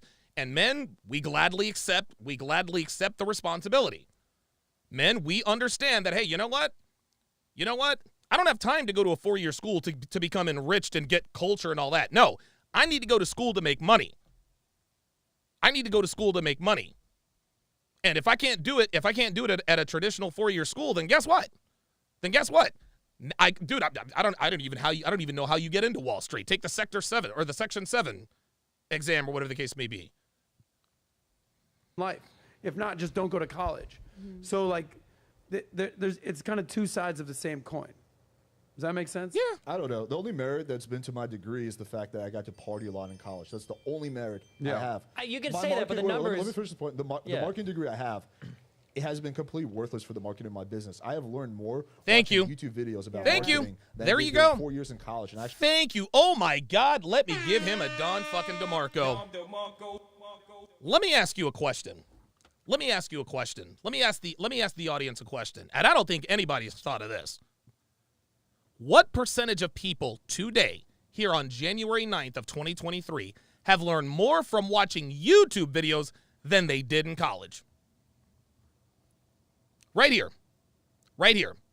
And when I say learned more on YouTube, I mean actionable, actionable, marketable skills.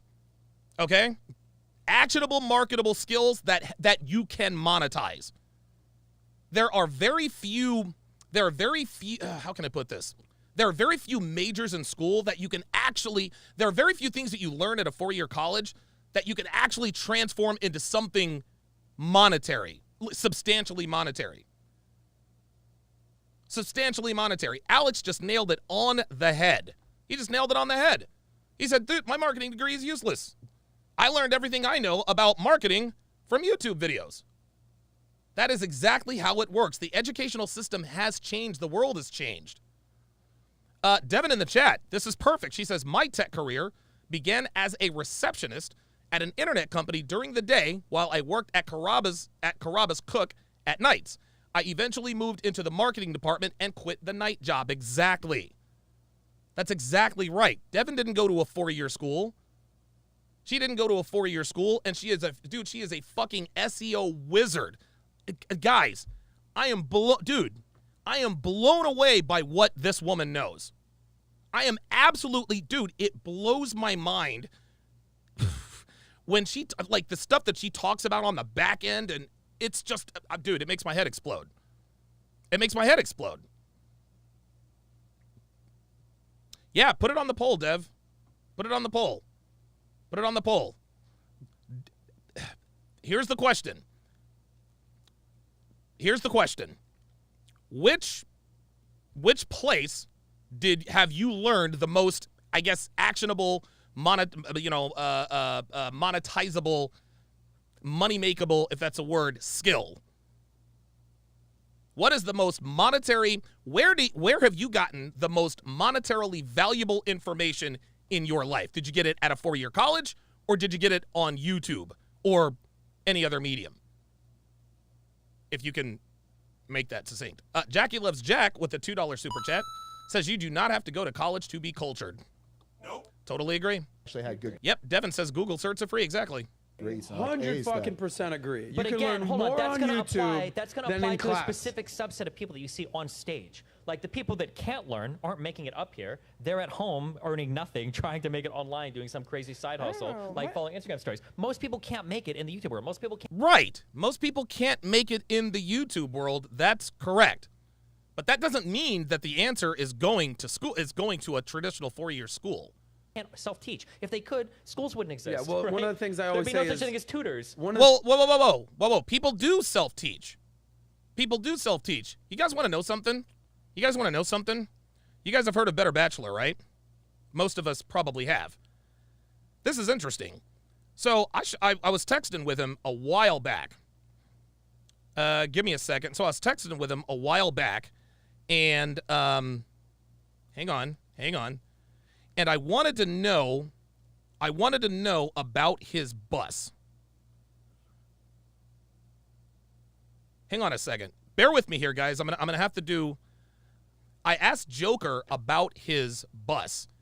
I said, dude, like, you built the bus from the ground up. How did you come across all this knowledge? You know what he said to me? He's like, dude, I just watched YouTube videos. That's what he said. He said, I just watch YouTube videos. It was incredible. The thing I always say is most people are most people. Yeah. Okay. There's very few A students. There's very few F students. Most people are in between. For every fucking valedictorian, there's another idiot that didn't show up to class. Everyone is kind of in between. It's your job to improve yourself. What's the term that they talk about learning on yourself? Autodidactic or something. What is that exactly? When you could just learn on your own? It's exactly what you could do on YouTube. I think YouTube was one of the best inventions ever. Thank you. If you are a autodidact and you're willing to improve by yourself and you want to just dedicate days, months, years of your life learning, oh my God, the things you could do on YouTube and in Google. Back in the day, you're 32? 34. 34. You got great skin though. That's what it is. So much. How old are you? I'm 33. 33. You're 26. Yeah.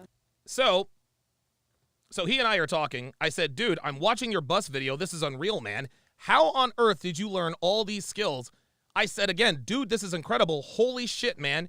He said, thanks. Appreciate it. I read technical data on electricity.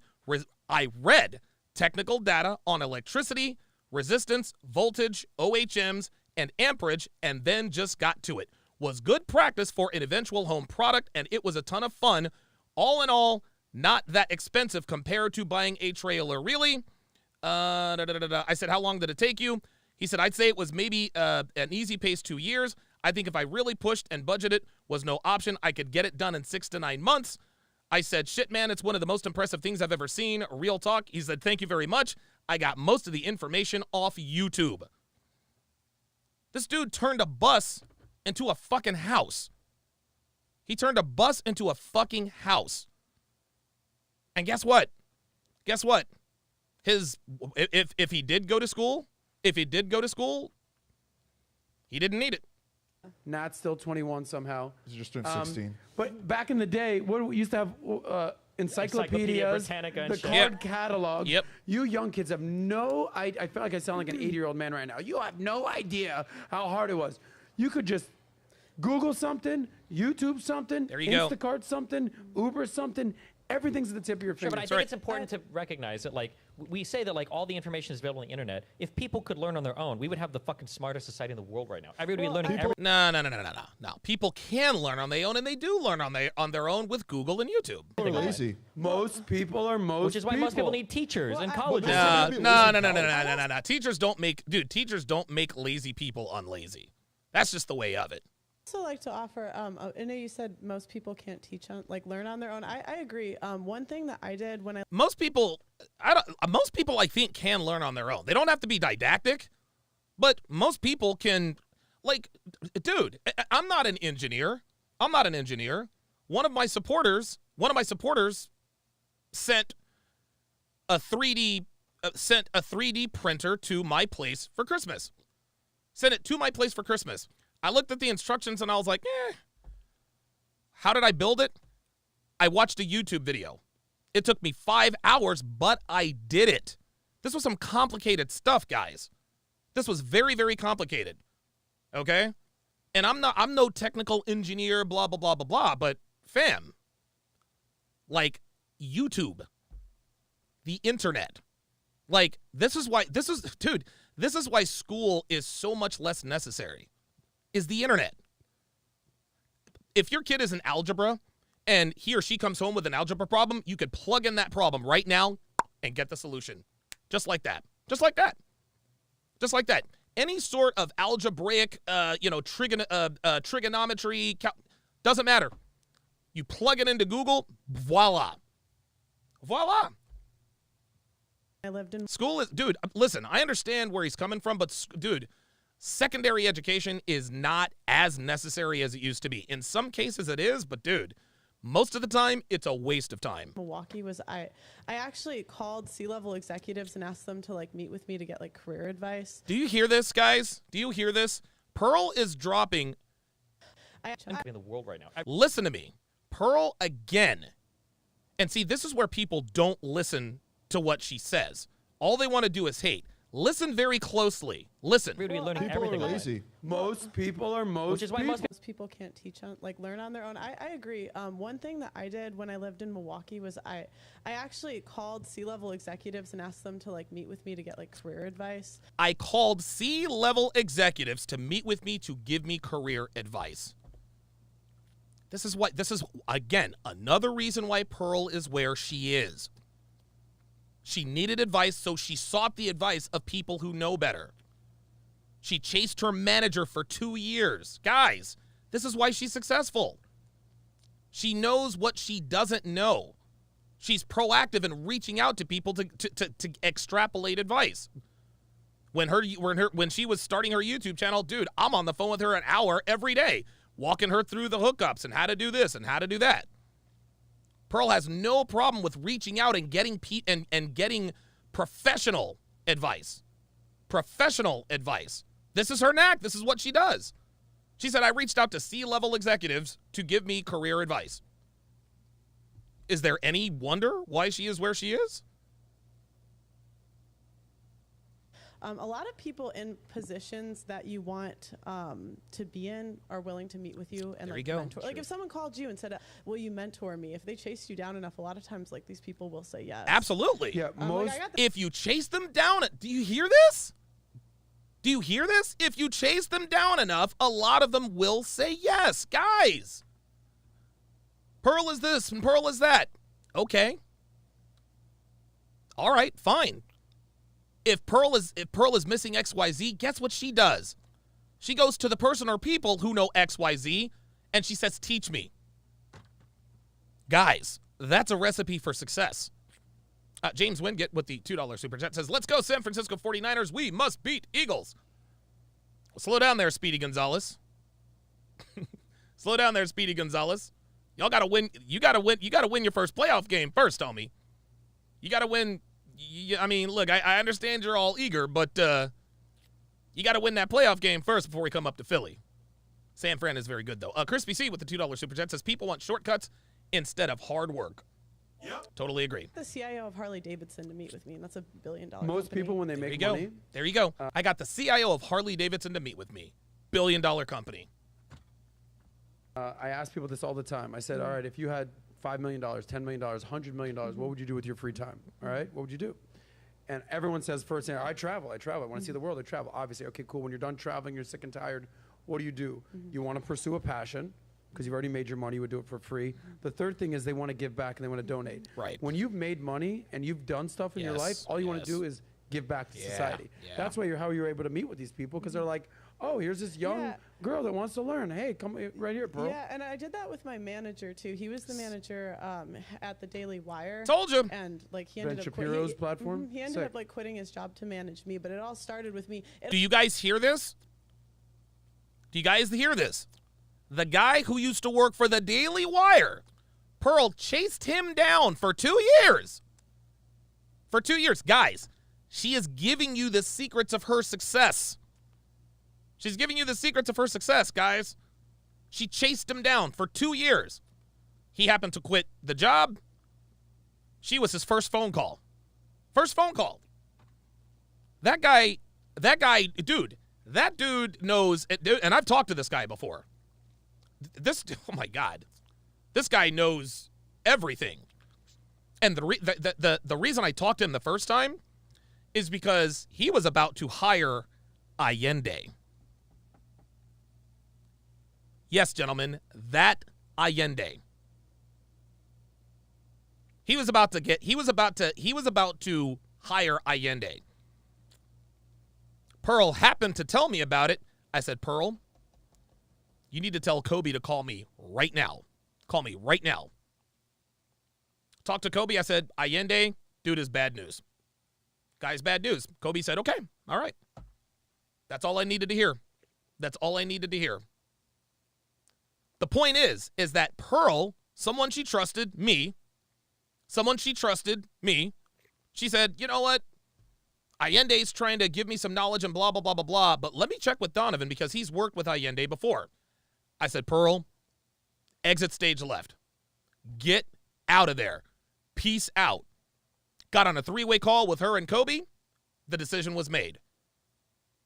Pearl is uncharacteristically non-impulsive with this stuff. She has the wherewithal and the self-awareness enough to reach out to people who know better than she does. That's what guys, this is why she's been successful. This is why she's been successful, guys. She is telling you, she is giving you the formula. It all started with me saying, hey, could I have some help with YouTube? And I was just DMing like big media companies and just asking like some of their managers. And some say no, but there's ways around it. Yeah, some say no, but there's ways around it. See that? See? That's one of the secrets to her success. She's DMing these people at multiple companies. Guess what? She's getting shot down, turned down, blah, blah, blah, blah, blah. But she did get some guidance because she was persistent. Mike Steele says, was this before or after the Fresh and Fit break-in? It was definitely after.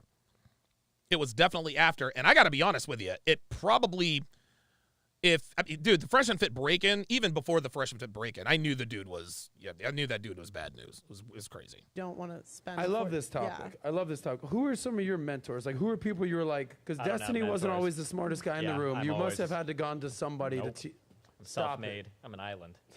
No man is an island. Who said that? Streaming didn't exist when I started as a business. Yeah, but you must have had some inspiration. Nope. Are you really going to be that guy that's saying that there's nobody? Well, I mean, it's not hard to believe. He made his bones playing video games. Like, I mean, he was one of the first guys to play video games for money. Like, there was nobody to ask about that. So yeah, nobody. There's nobody you looked up to. Who the fuck would I look up to? There were no other streamers at the time. See, in life, you have nobody you look up to. No. This is really bad advice, Destiny. This is like horrible advice. Worst advice ever. You should always have mentors, gentlemen. You should always have mentors and people that you mentor. You looked up to me. Good one. Maybe when we're both standing side by side, but no. So there's nobody that you're like, all right, that guy's No, but I'm an exception. Like, obviously, because my industry was brand new. No, listen, Destiny's speaking facts. He's speaking facts. Destiny was an uncharted territory. I mean, that's understandable. I'm not talking about work. I'm just talking about in life. There's nobody. No. You had no posters on your wall as a kid? I like video game characters. Okay. Okay. Yeah. Whose poster was on your wall? Well, that explains a lot. I liked Snake from Metal Gear Solid. That was I fucking love Snake. Oh, yes. Hell yeah. Oh, yes. Yo, Snake was my guy, man. Oh, my goodness. Damn, dude. I'm starting to like Destiny a little bit more. God damn it. Motherfucking Snake from Metal Gear Solid. God damn. That was the motherfucking game, dude. Man, that was my game. Metal Gear fucking Solid. God damn it. That one and Resident Evil Code Veronica. That was my game. I know those are ancient old schools, but you guys. Cool enough to smoke cigarettes like those guys, but I never Yeah, I've actually never heard of that. But listen, bro, different show. Who were some of your mentors or idols when you were growing up that you were like, all right, cool, I want to kind of do what they're doing? I mean, my dad, obviously. And then... What about women? Were there any female role models? Because the knock on you is like you hate women, right? But you are a woman. So do you hate yourself, right? Which I don't think you hate yourself. I think you love yourself. But did you have female role models or female that you looked up to? My mom, of course. So okay, other than people that lived in your house, who did you look up to? Oh, it was probably more like volleyball players, like at the clubs that I was at. So there's a girl named Abby Gilland. I mean, no one would know who she is. She was a really good volleyball player at my high school. Okay. So I would say. What about known people that people would know? Like, what's your friend's name that you said smoked cigarettes in school? What's his? It's a video game. Yeah, what is it? Snake from? Yeah. Like Metal nobody Gear knows Solid, that yes. person. Or at least. Okay. Oh, we know, Adam. We know. Okay. It's because you weren't a cool kid. Yeah, exactly. I wasn't a cool video game nerd. Who did you look up? Yeah, there's no such thing as a cool video game nerd. Kind of an oxymoron. Waterproof mop, solar-powered flashlight, and the like. Up to like so. Love Seat Shouty says, "Why does Nat annoy you so much? I missed it." Dude, Nat annoys us because she brings number one, her reading skills with these super chats are fucking terrible. There's no voice inflection. There's no intonation. She stumbles over the words. It's ridiculous. The second thing is when she tries to interject into the conversation, 9 times out of 10, it's usually just a bunch of bitch babble. So, for instance, my favorite basketball player, nobody says this name. Everyone says Michael Jordan or Magic Johnson or LeBron. I loved Isaiah Thomas. Oh, yeah. Because he was 6 foot and fucking badass. He was amazing. He was a point guard, and I loved him. And he came from tough as Indiana. shit. He was Detroit Pistons. Like, I love Isaiah Thomas. Isaiah, if you see this, love you, brother. But, like, that was my guy because I was a point guard. I was a little bit shorter. I was like... Yeah, Mike Steele says she's bad at her job. Yeah, I think that's pretty succinct. Yeah, Nat is bad at her job. Natalia is terrible at whatever it is she does. She's fortunate she's attractive because if she weren't, she would not have this job. A quicker guy, right? I'm 6 foot for the record. So who famous did you look up to? I like how you had to add that in there. Don't think I'm like 5'10" or something, guys. Okay, I ain't no pussy under 6 foot, all right? Six figures, 6 inches, 6 foot. Now you know. Okay, thank you. We got that. Shout out to the red pill. I don't really think I didn't watch sports. I didn't really watch. We didn't have TV in my house growing up. Jesus Christ! So, what kind of household did you live in? I thought your family made money. Yeah, but my dad. All right. I'm moving on. That's it. Alex, give me something good. Arnold Schwarzenegger. Okay. I read his book like 20 times. Really? Yeah. Tell me what that guy did for you. he literally was the GOAT at 3-4 different careers. He became the best bodybuilder. Yep. He became the top earning movie star. He became the governor. That guy did so much. Also, what Alex is also leaving out is that Arnold Schwarzenegger was a millionaire before he ever became a movie star. He and a couple of his buddies, and I think Stallone might have been involved. Nah, I don't think Stallone was involved at this point. But Arnold Schwarzenegger was already a millionaire because he had like a concrete and masonry type business. So Arnold is just one of those dudes. Like, everything he touches turns to gold. The fact that he was able to be successful in so many different fields says a lot about his mindset. And he has, at the end of this book, he has like things that made him successful, his 10 mindsets. I think that's such a great answer. No offense, I know you had Snake and Abby, the volleyball player. But you won the prize on this one. What did you... Ooh, y'all, don't you start. Don't you start me down this path, y'all. Kyle says, my big three are Resident Evil, Metal Gear Solid, and The Legend of Zelda. Oh, boy. Oh, boy. Oh, boy. I can't. No, sorry. I don't want to derail the show. Sorry. You learned from Arnold Schwarzenegger that you applied to your life? I think a big one was visualization. So he talks about how before you achieve something, you need to visualize it. And I've noticed all the autobiographies I've read of successful people, they all have one thing in common, is they practice visualization. So that was a big one for me. The second one was... Okay, so a little bit more respect for Alex of PWF. He seems to be well-read and well-learned, right? That makes sense. It's never giving up, that you're going to have setbacks, that you're going to have times where you think you're failing, but if you can just push through that, then you can come out on the other side. I've personally experienced that, so yeah, stuff like that. Resident Evil 4 was awesome, dude. Imagine where you would be right now if you just had one mentor in your life. Just one. Well, I visualize all the time. Yeah? What are you envisioning? Porn. What kind of porn do you watch, by the way? Don't worry about it. Oh, I'm very worried right now. You brought it up. Oh, boy. If I bring it up, you'll get banned on YouTube. All right, let's switch gears right now. Nat. He watches Roberto Alomar stuff. Secondhand Truth says, no golden eye. Oh, no. Do not get me started. Do not get me started on GoldenEye. GoldenEye is the best Bond video game ever. Nintendo 64. My guy was always 006. Alec Trevelyan. Sean Bean. Dude, oh my God. And dude, me and my buddies, we had nicknames for all the guns.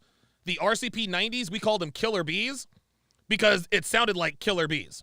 Oh, my God. Jesus fucking Christ. Oh, my goodness. Oh, my God. Don't get me. Oh, okay. You guys got to stop.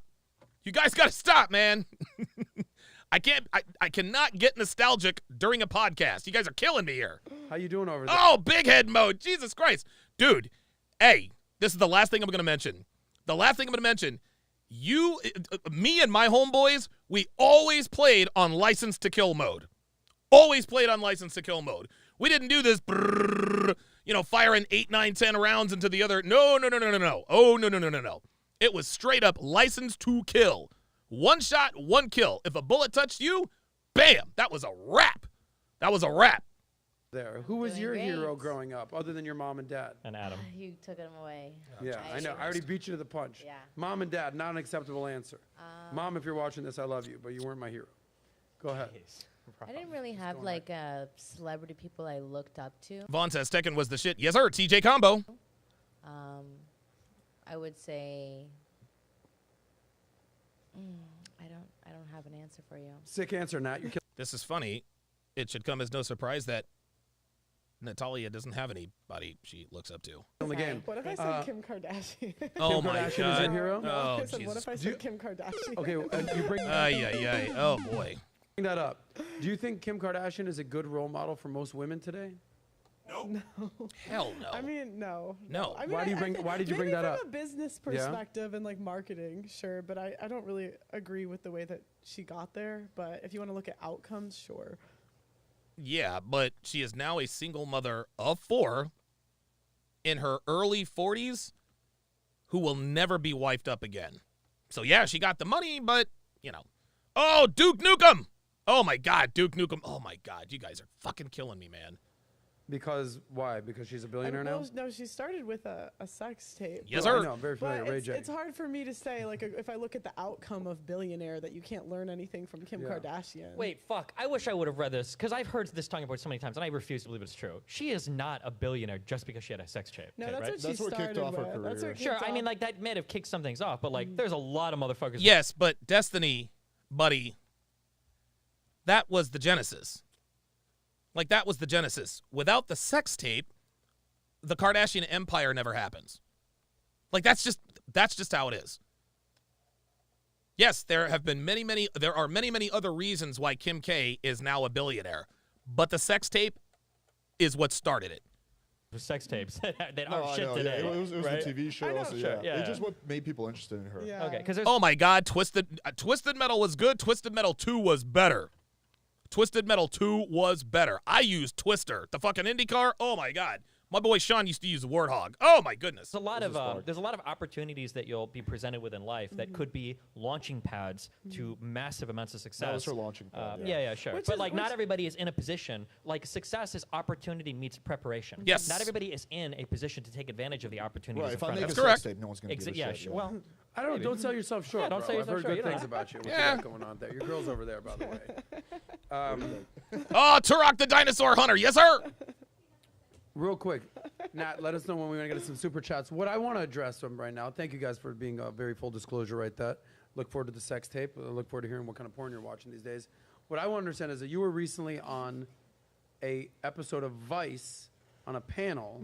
What you were discussing feminism and modern women. Oh, yeah. What was the biggest takeaway from that episode that you learned?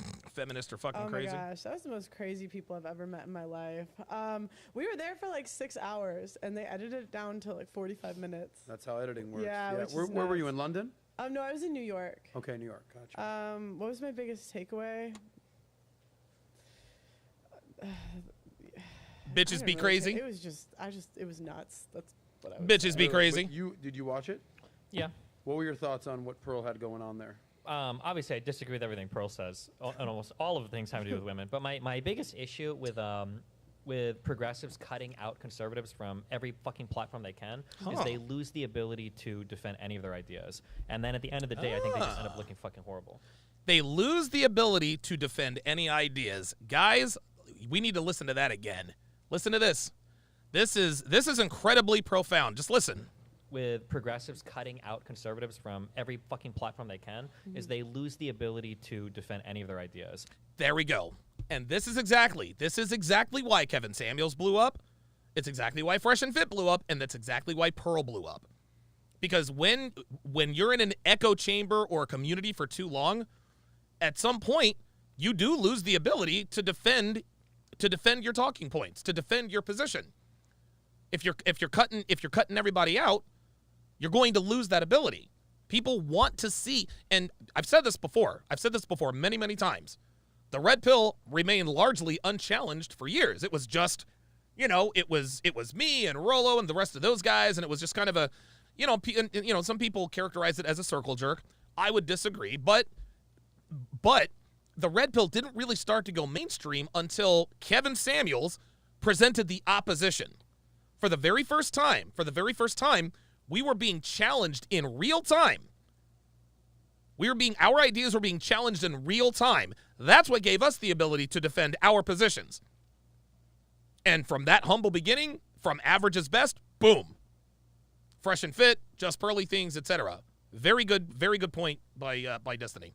And then at the end of the day, I think they just end up looking fucking horrible. Like, you'll get questions of like, well, what's one barrier? I think you asked, what's one barrier that you have as a woman in society? They couldn't. And it's like, well, I'm handicapped. I don't have any legs. Or it's like, well, I'm black. Or like, it's like, okay, what about the woman part? Right? Nobody could answer that question. Nope. So you get a panel full of people Yes. that probably all have like feminist scholar bullshit in their fucking Twitter bios. Not a single person can answer that question. So, There you go. Yeah, I don't know. Things like that like really bother me when people are supposed to be defending these ideas and they can't because they don't talk to conservatives anymore. So there were no conservatives on the panel, you're saying? Well, there were two. Actually, there were 2.5. Pearl was one of them. Oh, I forgot to give Penelope. Here you go, sweetums. Sorry, guys, I forgot to give my hamster the paper towel roll. Pearl was one. Sydney was 2. And Pocahontas was the 2.5. 2.5 women. She was, and then there's 2, I would say. See? There was how many women were on the panel? Supposed to be like they. How many women? Let me just use I don't that know. term. 8, Jesus 9, maybe. Christ. They were all women. No, oh, careful. No. Slippery slope. There was. Shout out to Adam Sosnick, who just text messaged me. Says, see you Thursday for the 4 p.m. show. Booker emailed you details. Thanks. I'm reacting to your Pearl, Destiny, Alex podcast now. 4 that were supposed to be conservative, but I would say they got 2 middle of the road and 2 actual. How many trans women? 2. Yes, 2. One was the host. The other was Peter Griffin. 2 trans women. Yeah. Out of 8 and then they people were on trying the. to tell me I had to play against men in sports. Oh my God! It's always the most unathletic people. It's the most unathletic people that are saying I have to put my body on the line. By the way, shout out Adam Sosnick says, "Rock on! Tell your audience I said what's up." Sosnick says, "What's up?" Okay, I didn't see the panel, but I gotta watch it, and then I'm gonna come back to you. Did you see it by any chance? No. See the panel? No. So how many women are on the panel? I don't remember. Roughly 8, 9, I would say. Okay, so Dude, less knows? than 10. Who knows? And of the 8 or 9 women, you do remember because you said 8 or 9. Roughly, yeah. Okay. There were 2 trans women? Yeah, 2. Okay, so this is not a knock against trans people. How many white, black, Latino, Asian women, how many fat women, short women? Give me a breakdown if you could, real quick. I'm going to look this up. It was like the most diverse panel. It was there was really like fat diverse, people, there were people of color, there were people So of it was different a religions. diverse. So they were solving for diversity. Yeah. Yeah. So okay, so if you're solving for inclusion and diversity and equity and all that fun stuff that people talk about, what percentage of women are trans? In general, I would guess less 0.1%. 1%. So why would you even have 1 trans woman on that panel, much less 2? So, okay, if you're going to have 1 trans woman on that panel, cool, I get it, throw that in. But you know how they say the system is rigged? That is rigging the system. There's no need to have 2 trans There you go. women on a panel representing women. They I agree. just literally wanted them there so they could tell me I have to play sports with dudes. That's literally what they wanted them there for. Bullshit.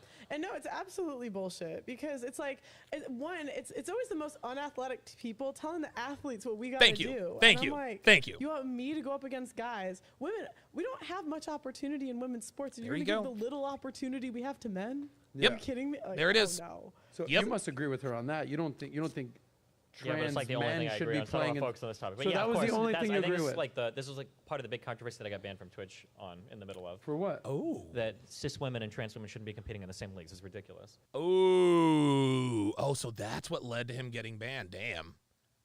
Jesus, that sucks.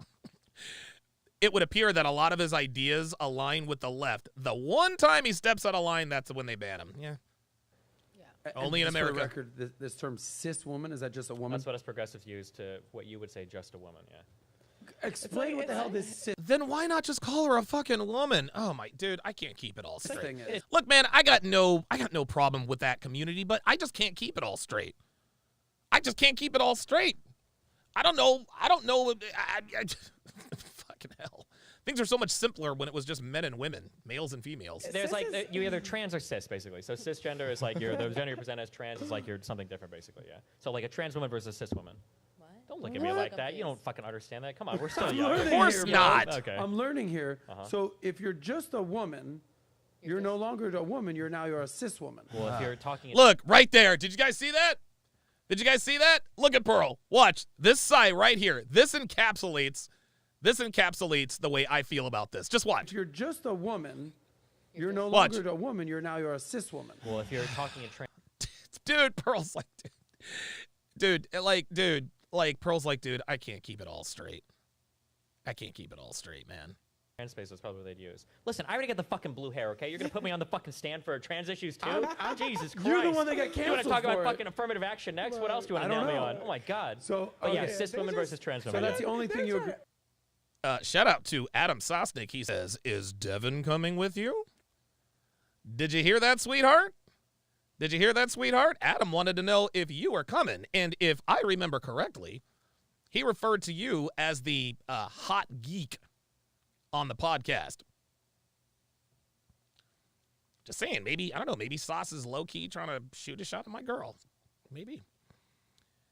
We put on the poll, where have you learned the most actionable / money-making skill? Internet university, trade school, or a 4-year school? 13% of you said 4-year school.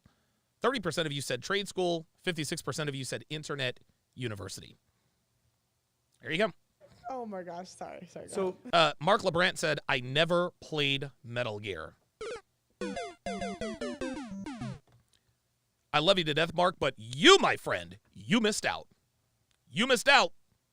Dude, Metal Gear, oh my God, dude, Metal Gear Solid was, oh my God, dude.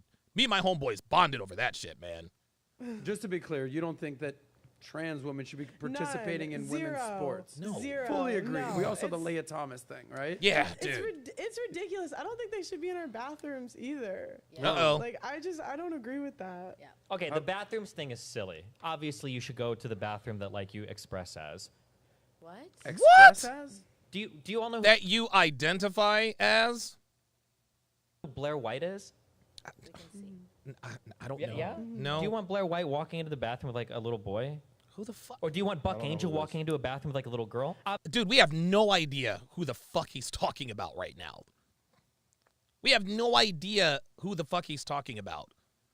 So he says the bathroom idea is just silly. Okay, so what if I just all of a sudden, you know what? I identify as a woman. I'm going to go use the woman's restroom. You're good with that? You good with that? Matter of fact, you guys remember the heat that Zuby caught when he identified as a woman and set the female deadlifting record? Remember that? You remember that?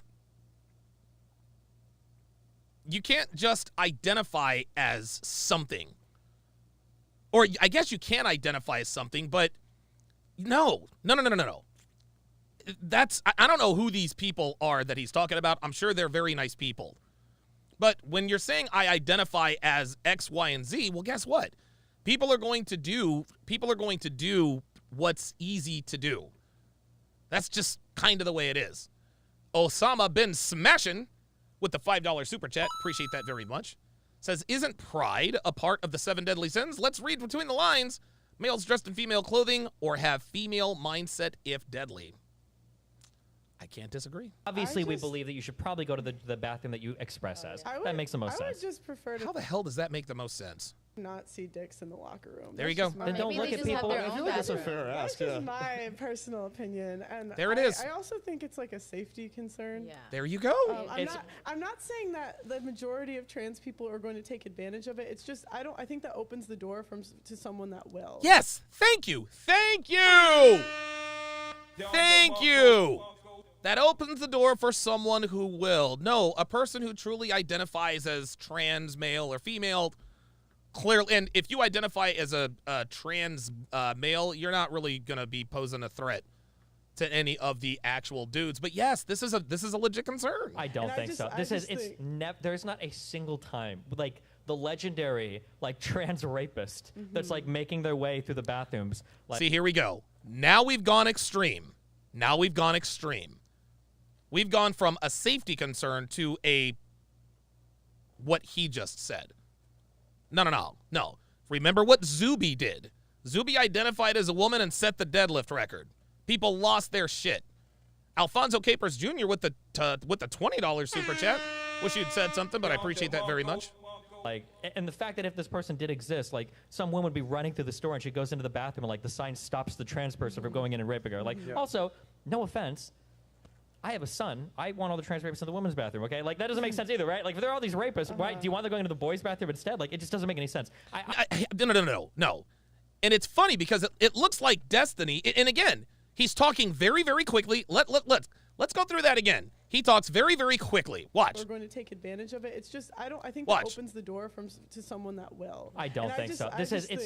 There's not a single time the legendary trans rapist. No, you're right. There's not a single time, but there have been incidents. It's making their way through the bathrooms, and the fact that if this person did exist, some woman would be running through the store and she goes into the bathroom and the sign stops the trans person from going in and raping her. Well, but that's just the point. That's just the point, Destiny. He's already in there, right? The trans rapist is not chasing a woman through the store. No, that's not where the danger is. The danger is that the trans person is already in the bathroom. That's where the potential danger lies. Or like, also, no offense, I have a son. I want all the trans rapists in the women's bathroom, okay? Like, that doesn't make sense either, right? Like, if there are all these rapists, why do you want them going to the boys' bathroom? All the, see? There's all these rapists. No, nobody said there were a bunch of rapists. Nobody said there were a bunch of rapists, Destiny. All she said is it's a safety issue. That's all he's doing. That's all she said. And all this, no. Slow it down. Slow it down. Mac with the $5 super chat says there is a Florida case where a trans e-pars a girl. Okay, well, there you go. Darius Horton says, I identify as a dolphin. Pretty sure I'd be dead in water. Also, liable to get eaten alive. Very good. St. Jim with the $2 super chat says, dude is talking about famous people.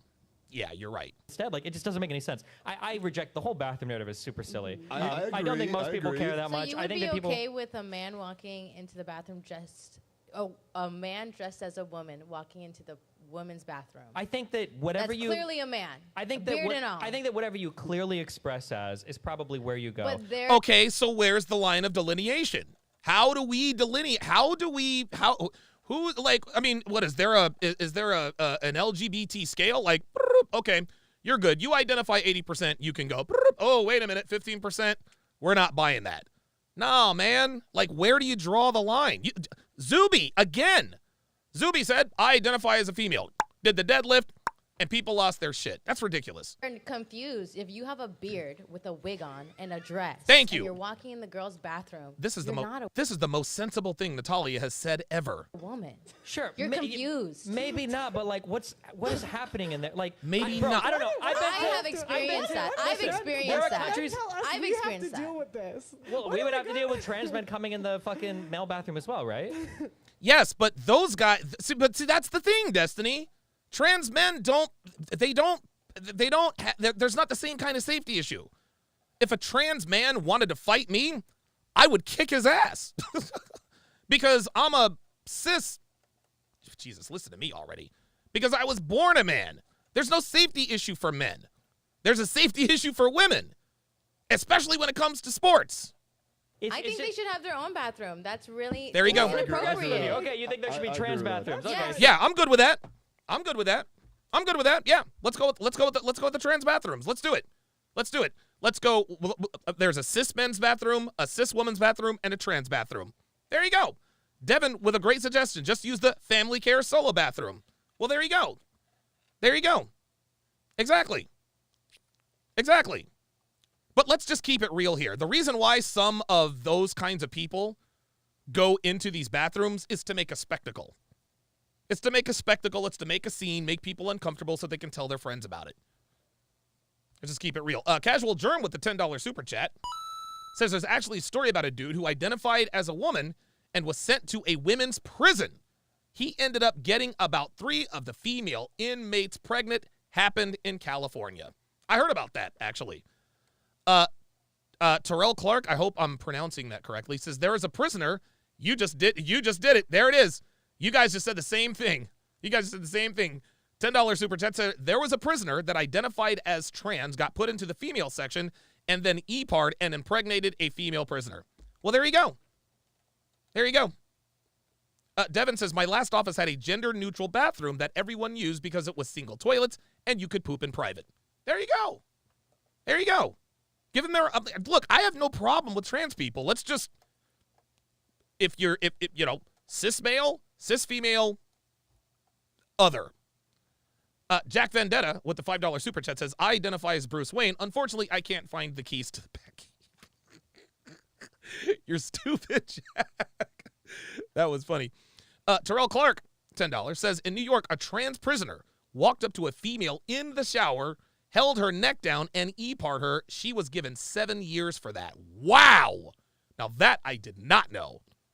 Damn. Sure, you want Let there be a trans bathroom. Believe it or not, there are countries, okay, where you can go. Fucking, I spent a lot of time in fucking Stockholm because my wife is Swedish. There are gender-neutral bathrooms. Nobody's getting raped. It's crazy. Everybody. Okay, but that's because they're gender-neutral bathrooms. Destiny. That's why.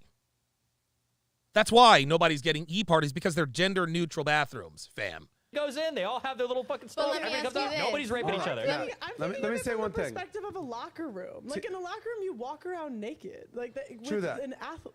Number one, a lot of conservatives will use this bathroom thing as a straw man argument. All my kids are getting raped in bathrooms. It's not happening. It's not even but here's an indicator. She didn't, and see, Destiny has a knack of doing this. He'll say your argument is a straw man, and then he'll put words in your mouth and then take it to the extreme. All Pearl said is that it's a safety issue. Destiny took it all the way, well, there's no super rapist, but clearly there have been some incidents involving these kinds of women.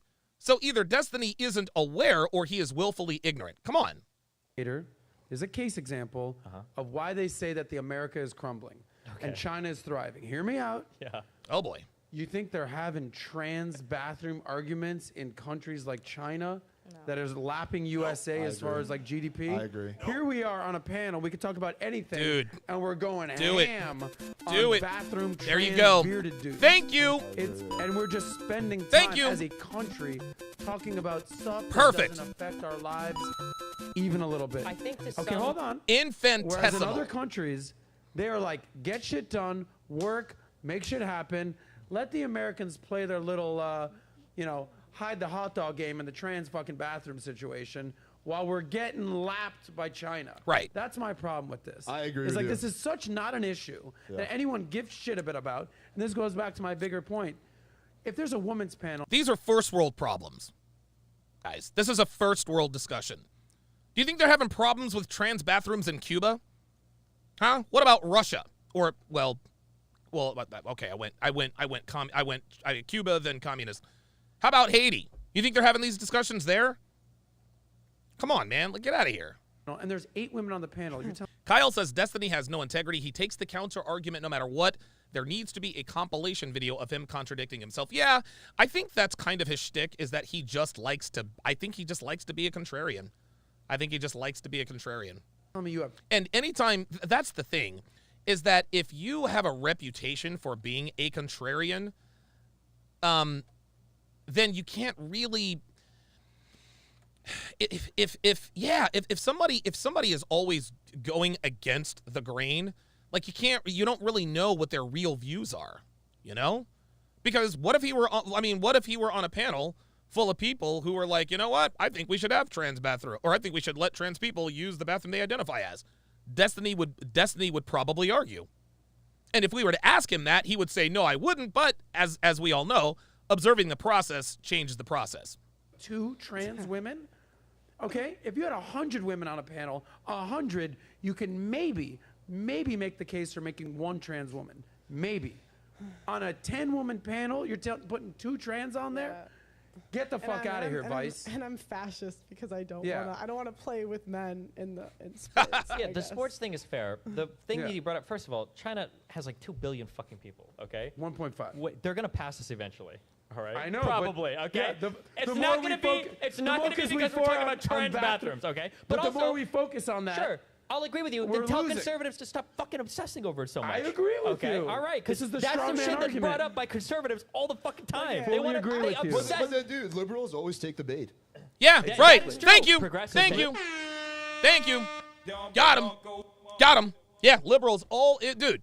They always take the bait.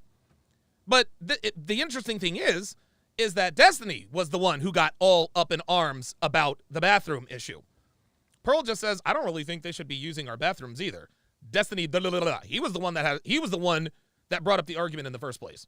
I agree, they do. They get snowflakes. I would just like to say, I just would rather not see dicks in the bathroom. That's Thank you. my personal preference. Thank you. It's not even about being raped. Like, you can be out and you're at a dinner place and they're at a bar. This person comes in drunk. They're aggressive. They're a man in a woman's bathroom. They cut the line. Now it's a fight, and then he knocks her out. Like, there's more than just being raped. You can have an overly, like, I've experienced that. I was in the bathroom. This man walked in with a beard and a dress, and he thought I stole his phone, and he got aggressive with me, and I had to leave the bathroom. I'm the woman in the bathroom, and it's like, damn. You feel the need to come in here because you feel like I'm dressed this way, so I can come into the bathroom. Yeah, shout out to Natalia, who appears to be making a lot of sense here. So shout out to Mike Steele. Shout out to Mike Steele, who sent me this. Who sent me this article, and hang on a second.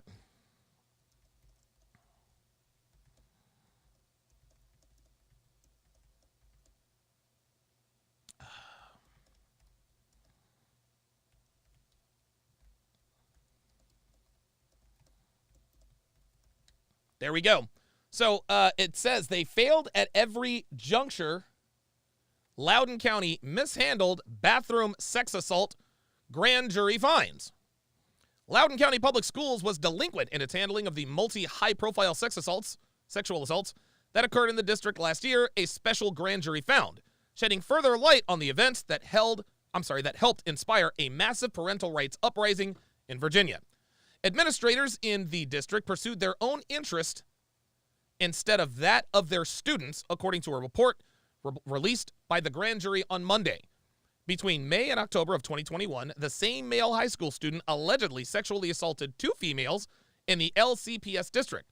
The first incident happened in the girls' bathroom at Stonebridge High School, where gender-fluid perpetrator who was wearing a skirt at the time allegedly sodomized a 9th grade girl. Dude, this is what I mean. This is what I mean when people are arguing in bad faith. This is what I mean that when people are arguing in bad faith, guys. Hang on a second. Destiny is that whole spiel about the crazy trans rapist and da da da da da. He made fun of that. Like, his example was so extreme that people listening or watching be like, yeah, that's silly. No, it's not fucking silly, man. It ain't silly. This shit actually happened. Destiny is the type of dude who just makes statements without backing it up. He's like, that doesn't happen. It happens all the time. What are we talking about? And if he were ever presented this and many other articles, he would probably try to talk and weasel his way out of it there too. This is where being a contrarian can really come back to bite you in the ass. Just disagreeing in order to just be disagreeable. He just sat there and said, that doesn't happen. So let me get this straight. We're worried about some crazy rapist and that the sign is going to magically, and as funny and haha as that was, that's not what we were talking about. We're just talking about a safety issue. But there are story after story after story of men identifying as women to take advantage of women. What are we doing? That's where it, like, for me, it's like I have more of a worry of that than, like, being raped in a bathroom, if you want me to be honest. I'm with you. I'd rather not see dicks in the bathroom, too. I mean, I don't look at... Yeah. Including a male's bathroom. Yeah, I don't usually look at dicks in the bathroom, but I don't know if there's other bathroom habits you guys are PSA out there, okay? For all the guys in the bathroom, face forward, all right? There's no talking to the side in the urinal. How's your day? There's no coming from behind, give a massage. No. The fucking move. Isidore Calderon, member for 29 months, says it's already happened in high school bathrooms. I'm telling you, man. I'm trying to tell you. Man, Nat actually came with the facts this time. Casual Germ with the $10 super chat says, Donovan, have you seen the article about the U.S. Marine Corps forcing recruits to stop using sir or man when addressing a drill sergeant instructor or higher up? It caused a major shitstorm in U.S. vets. Oh, boy. Movies, Along Came Polly, all right? Well, face forward, don't Oh, talk. I remember that. I remember. That goes to Uber drivers as well. Just drive me around. Yeah, don't. Oh, my God. Oh, my fucking God. If you're an Uber driver, like, shout out to you. But, dude, I don't want to have a fucking discussion. Just take me where I need to go. I'll tip you 35%. I don't want to talk. I just don't want to talk.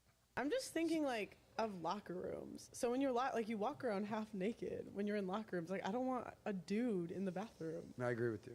Yeah. By the way, it's such a weird American fucking fascination with like nudity and boobs and dicks and everything. It's like so fucking cancerous. It's like I'm fucking weird. No. Nobody said it was cancerous or weird. Nobody said nude bodies were cancerous or weird. We're talking about a safety issue. Do you see how he did that? Nobody said that nude bodies, wow. Okay, so I thought, honestly, man, I thought Destiny was I thought he was a better debater than this. I thought he was a better debater than this, man. It just seems that his move is, if he disagrees with something, this is what his move is. If he disagrees with something, he overtalks you. He talks very, very quickly. Then he makes up sort of a funny-ish extreme example as a caricature of the other person's point, right? So, for example, hang on a second. So, for example, let's just say that I tell him, my girl, listen, if I'm away, my girl lets me know when she's going to leave the house, right? He'd be that dude, be like, no, I don't agree with that at all. She didn't have to tell you where to go. Blah, blah, blah, blah. And I'm like, well, that's what she wants to do. I mean, what are you, fucking prison guard? What are you, a warden? What do you have her under lock and key? Like, Jesus Christ, like, open the cage and let her out. Easy, Destiny. I just said that she asks my permission to leave the house. That's it. That's it. Devin's not under lock and key. She is free to come and go as she pleases. Now, her actions have consequences. Whether they are good consequences or bad consequences is totally up to her and are contingent upon her actions. But that's what Destiny does. He uses these extreme examples to prove his point. It's ridiculous. Look at the rise of all the confusion with what's going on. There's kids being taught by drag queens at school. Like, this is a rise of it. It becomes an issue where it's like you have people who are, change your gender and do all these things. And it's okay, so now it's spilled over into something else. It's like there's a time and a place for Casual Germ said, hashtag free Devin. Yes. Free Devin. I let her out of the cage every once in a while. That, and to force it upon people who... Devin, blink twice if you need help. Makes them feel uncomfortable. Like, that's also unfair as well. And for me to be forced to accept it, that's also like, why do I have to accept this man in the bathroom? I don't believe that you care about that. I don't believe any conservative say it. Because if it was, where the fuck was the uproar against all of the creepy fucking pageant shows before the trans bathroom shit became a thing? Because of that issue, I will never believe a conservative when they tell me they care about trans kids being groomed or whatever. I just don't believe it. I think it's a niche issue because Republicans have no economic platform. Republicans have no fucking goals for the country. All they can do is obstruct Democrats. I have no idea what he's talking about. And this is why Natalia should have just shut the fuck up. Because now we've gone from the safety issue in terms of trans people in bathrooms, and now we're going on a political rant that nobody understands. Isidore Calderon says, so a woman doesn't have a right to choose not to be naked in front of a man because, quote, Americans are too hung up on nudity? That's a very good question. No, it's not that we have a problem with naked bodies. It's that you can't, like, if you don't want to be naked in front of somebody, you shouldn't be forced to be. You shouldn't be forced. You shouldn't be forced to do that. Nobody's ashamed of naked bodies. This is why the porn industry, it's a multi-billion-dollar industry every single year. But nobody, like, just again, it's an extreme example. Oh, now we have this problem with naked. No, nobody has a problem with naked bodies. Nobody has a problem with naked bodies. Girls just don't want to be nude in front of biological men. That's not a crime. Yeah, Mike Steele says, so instead of refuting her argument, he just says, I don't believe you. Yeah, exactly. He says, I just don't believe it. Okay, that's fine. You can have that opinion, but you need to substantiate it with a relevant argument. Now we've gone off on a tangent. This is his wheelhouse. He's going to muddy the waters. He's going to speak quickly. He's going to talk about the GDP and blah, blah, blah, blah, blah, and no one's going to know anything about what he's talking about. And then all of his little Sigma guys in the chat, dude, Destiny totally owned this conversation. Well, if that's what you think, then I understand why you watch Destiny. Have no idea about what they want to do with anything, so they focus on these really niche fucking cultural issues. There was a survey that came out. I'm sorry, this is not a niche issue. Let me.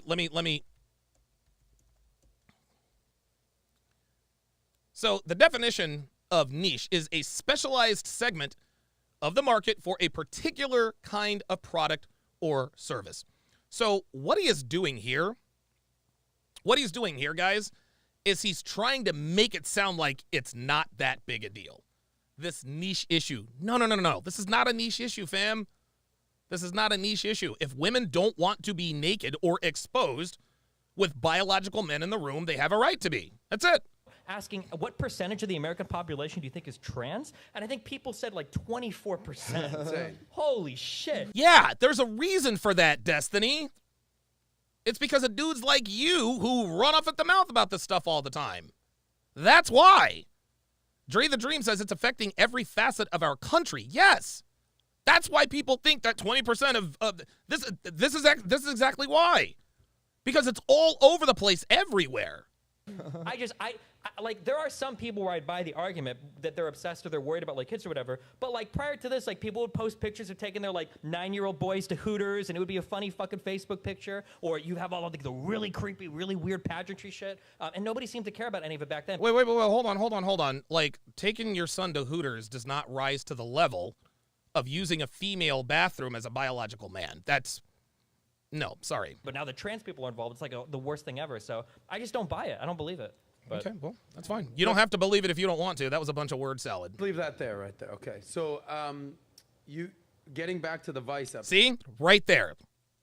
And I guarantee you the chat's probably blowing up. Oh, my God, he just fucking owned him.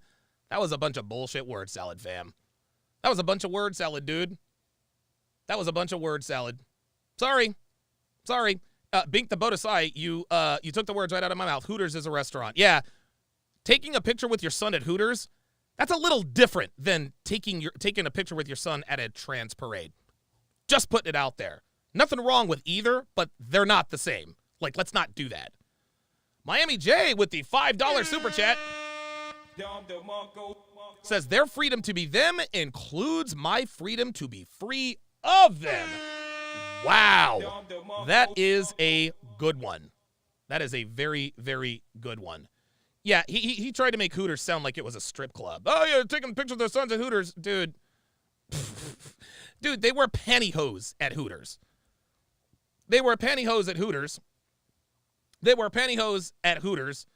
And they're allowed to show only so much cleavage. Like, stop it. Get out of here with that. So you started off by saying the trans thing, the women in the trans in sports, was the one thing you agreed with Pearl on. What did you fundamentally disagree that Pearl said? Because she's a pretty reasonable girl. What did you disagree with? Oh, man, you're going to tax my memory here. Now all of a sudden, where it's time to actually talk about what he disagrees with, put on the spot, oh, you're really taxing my memory. Convenient. That the wholesale idea of like women have it easier in every single thing, or there are like no cultural roadblocks preventing women from doing anything, I think it's like a really crude analysis of where we're at socially. Okay, so what roadblocks? Didn't this dude, he literally just contradicted himself. Didn't he tell Pearl, didn't he just say 10, 15 minutes ago that the crazy feminists, when Pearl asked them a question about what barriers or roadblocks they were talking about, he agreed that they couldn't answer the question, but now he's going to say that he disagrees? Listen. I think that the wholesale idea of like women have it easier in every single thing, or there are like no cultural roadblocks preventing women from doing anything, I think it's like a really crude analysis of where we're at socially. Yeah, see, do you see what he said? He said women have it easier in every single thing. No, women don't have it easier in every single thing. They don't have it easier in every single thing, but they have it easier with most things. They have it easier with most things. And again, he said wholesale idea. So that's what he does. He tells you that you're just going to say all women have it easy all the time. That's not what we're saying at all. We are saying most women have it a lot easier in most aspects of their lives than most men. Are there some men who have elements of their lives that are easier than others, easier than women? Absolutely. But for him to sit here and pretend that women don't have it easier in this country, that's asinine. And yes, he did contradict himself. He made fun of the fact that the feminists couldn't answer the direct question about the barriers Then he says, well, this whole idea that women have barriers, it's ridiculous. Come on. That's what I would say. So you're saying that she's discounting how Yeah, hard I think that women there are issues that women face in a lot of different areas when it comes to like rising in terms of success or in being included in certain like Okay, types so of. this is a very interesting dynamic that you guys have going right now. You're the man saying that, like, defending women, and she's the woman shitting Defending on men. women, essentially. Is that the dynamic I'm understanding? So she's basically saying this is what it is like to be a woman. I wouldn't say shitty. I would say there's no barriers to entry today. There it is. I don't think Pearl Here we go. believes there's no issues that women face. That's different, right? No, that's literally what she just said. There's no barriers. Well, no, literally what she said was it's easier for women than men. No, there's a difference between there's no barriers to entry and there's no issues that a woman can face. You wouldn't say there's no issues a woman can face. See this? Now we're splitting. See, now we're splitting hairs. Now we're splitting hairs, and now this is what he does. He splits hairs, and he takes different, he takes different words, and he makes a big deal out of that. Well, I didn't say, oh, dude, come on, man. This, again, is arguing in bad faith. This is ridiculous.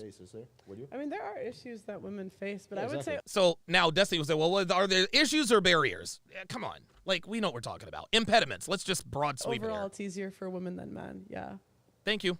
Like Easier. Overall, it's easier for women than men. There you go. Easier in what regard? What are we talking about here?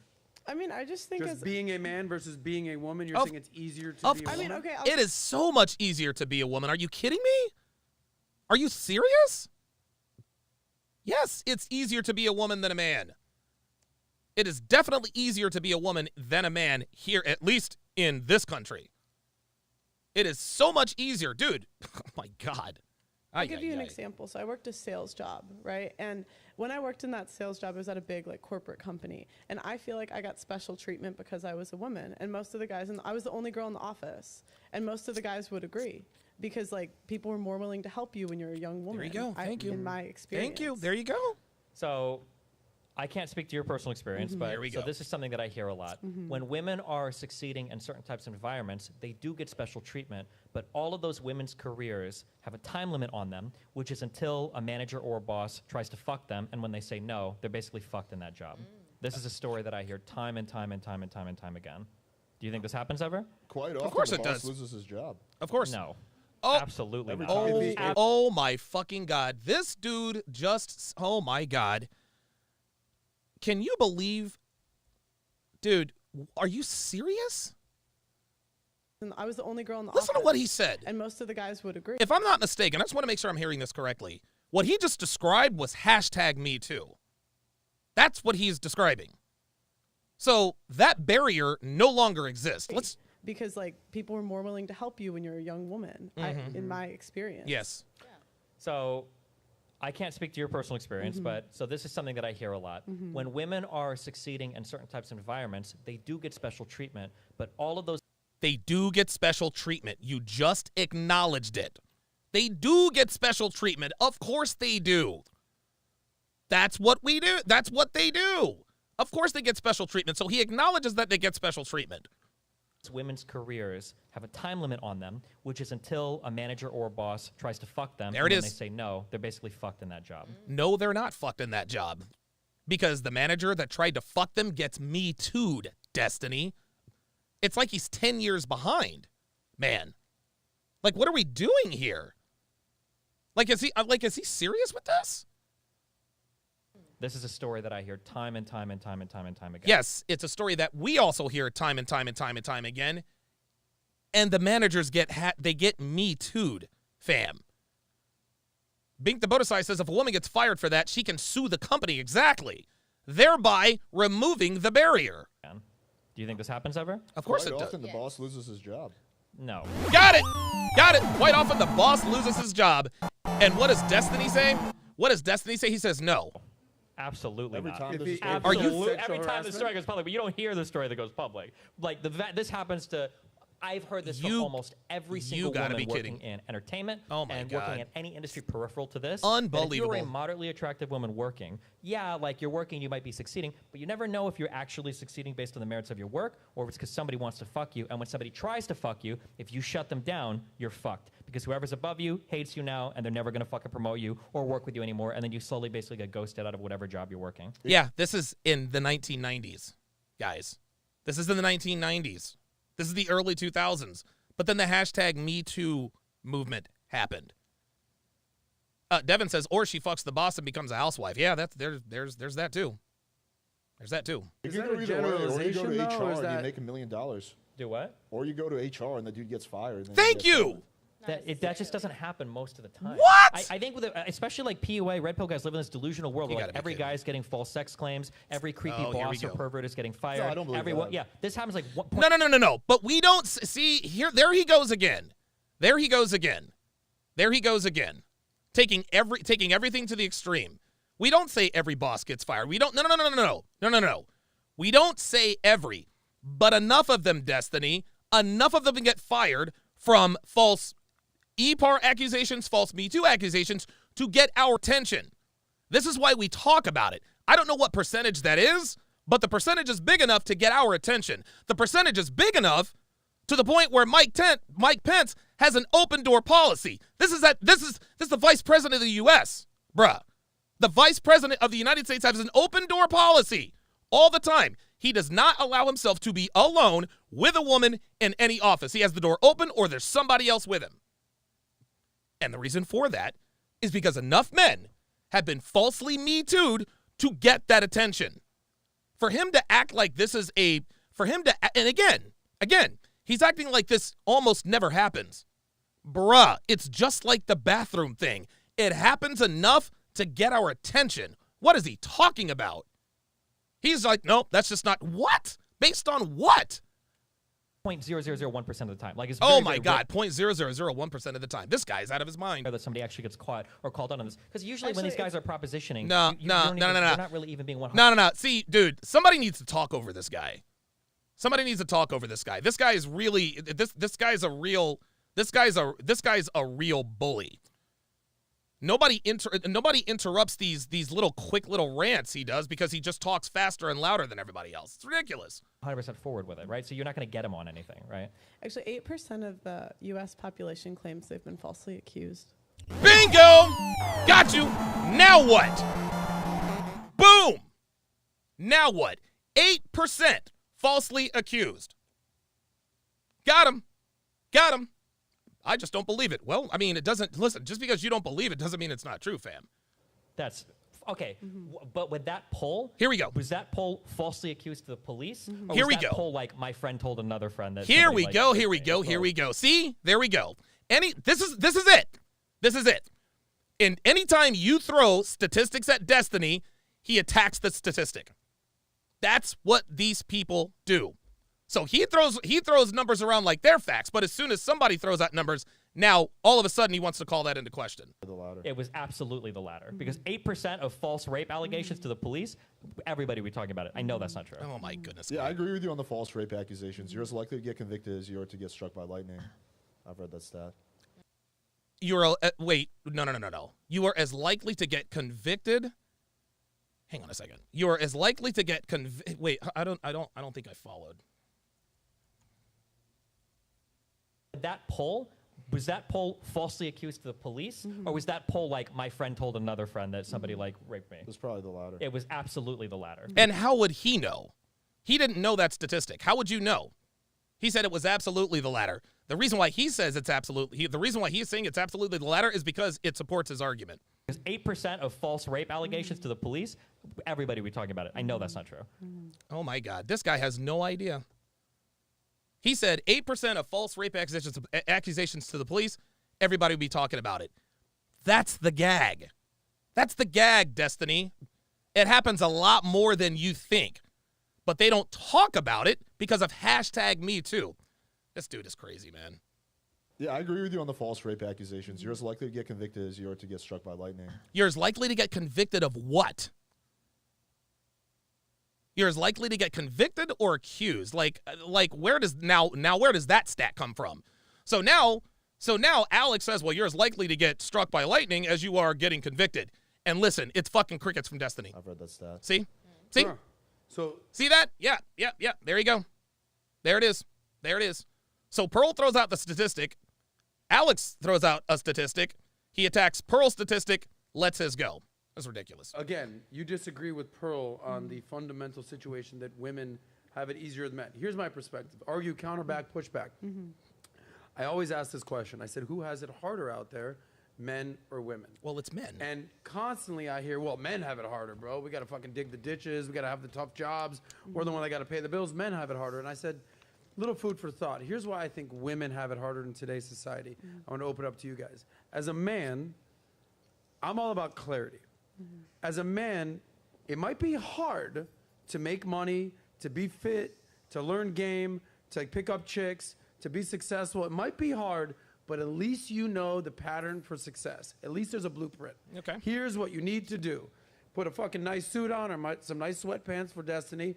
Look good. Get your ass out there. Meet people. Succeed. Make money. The world's your oyster. Nope. It ain't that simple. Like, okay, he's right. The blueprint is out there. There is no doubt about it. But men are inhibited from following that blueprint. They are. It's a lot harder for men to succeed than it is for women to succeed as far as their goals are concerned. Fuhrer D. Sean with the $10 super chat says, Donovan, I love and appreciate you and everything you have done to help me improve my life. I only wish I could give you more. Have a great show, man. Thank you, man. I appreciate that. Now, what's your advice to women? Is it get out there, get a career, get a job, kill it? Maybe. Or is it be a good wife, be submissive. There you go. Don't be a fucking bitch. There it is. Like, don't go on OnlyFans. Be a good housewife. Stay in the kitchen. Be a traditional woman. Which one is it? Because it's totally polarizing opposite advice for women. So again, I'm all about clarity. It's very easy for me to look in the camera. I don't really know what he's talking about here. Talk to you guys out there and be like, you're too fat, you're too lazy, stop smoking weed, stop watching porn, get your ass out there, work, do your thing. You'll find success. Done. Blueprint. As a woman, what do you say to a woman? Go get a job, go to college, be a boss, babe. Now you're single and lonely at 40. Hey, don't get a single and lonely at 40, Adam, but what about her 20s? Huh? What about her 20s? Listen, man, we all know women have it easier. Of course they have it easier. Why do you think that there are so many men identifying as women? There are so many men who identify as women just to get a taste of the good life. Terrell Clark with the $10 super chat, appreciate that, says 8% or 20 million Americans have been falsely accused and 62% of accusers were women. Well, there you go. There you go.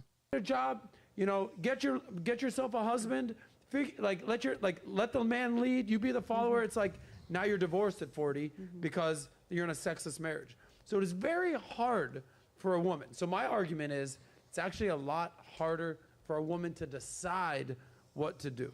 What's your argument to that? That's crazy. Yeah, I mean, it depends what outcome you want. There you go. Thank you. So, I mean, I think you make different choices based on the outcome you want. Yes. There you go.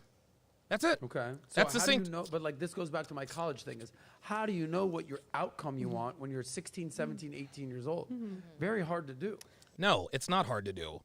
When you're 16, 17 years old, your outcome should be to have a husband and kids. Listen, women have always had it easier. Even before the days of feminism, they still had it easier. Sorry. Yeah, I mean, that's definitely a challenge that women have. I agree with you. Yeah. What are your thoughts? I don't like the saying like one is harder or one is easier. I think that women have very unique challenges they face. I think men have unique challenges they face. Okay. I don't know if I would ever say that one is harder or one is easier. Like if you are a pretty woman, you can get your feet in the door in a lot of different ways that men can't. But then you get sexually harassed. But then there's the trade-off. Is that then you get sexually harassed that's the trade-off though. That's the trade-off. Girls in the industry, they use this bullshit argument all the time. Well, I don't want to, okay, yeah, I want to be a singer, blah, blah, blah, blah, blah, but then you got to fuck this guy and that guy, and guys are trying to hit on you. Sweetheart, that's the trade-off. I mean, is it right? It doesn't matter. That's how it is. Because if you weren't attractive, you wouldn't have got a foothold in the door in the first place. That's just all there is to it. Yeah. Everybody's trying to fuck you, right? That's a pro. Everybody's trying to fuck you, but it's also a big con that everybody's trying to fuck you. I think of all like the archetypes. Do you see? He just admitted it. That's a pro that everybody's trying to fuck you, but it's a con that everybody's trying to fuck you. It's a pro if the guys that want to fuck you, you want to fuck them back. But that is an advantage. That is an advantage. Types of women that I've met in my life, I feel like really hardworking, but very pretty women have it probably the worst. Because they're constantly gaslighting themselves into having no idea if they're actually achieving or being successful, or if everybody's just like basically giving them handouts because they want to fuck them eventually. Yeah, guess what, Destiny? I don't think they care. I don't think they care. I don't think they give a shit. That's not hard for them. They're women. Women don't, dude, women, oh, this is funny. So this is Destiny using his male brain and projecting it onto females. He thinks that men think like women do. Right? Let's just say, for example, I got hired on at a company. And I notice I'm looking around. I'm like, dude, I'm the only black person here. Right? And now I start to question, did I get this job because of my qualifications or because I'm black?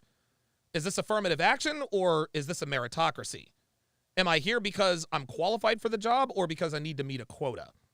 That's the way men think. Women don't think that way. Women deep down inside, they're like, you know what? The only reason I have this job is because I'm attractive and I'm good with it. I'm good with it. Men and women are different. Women and men are different, to be sure.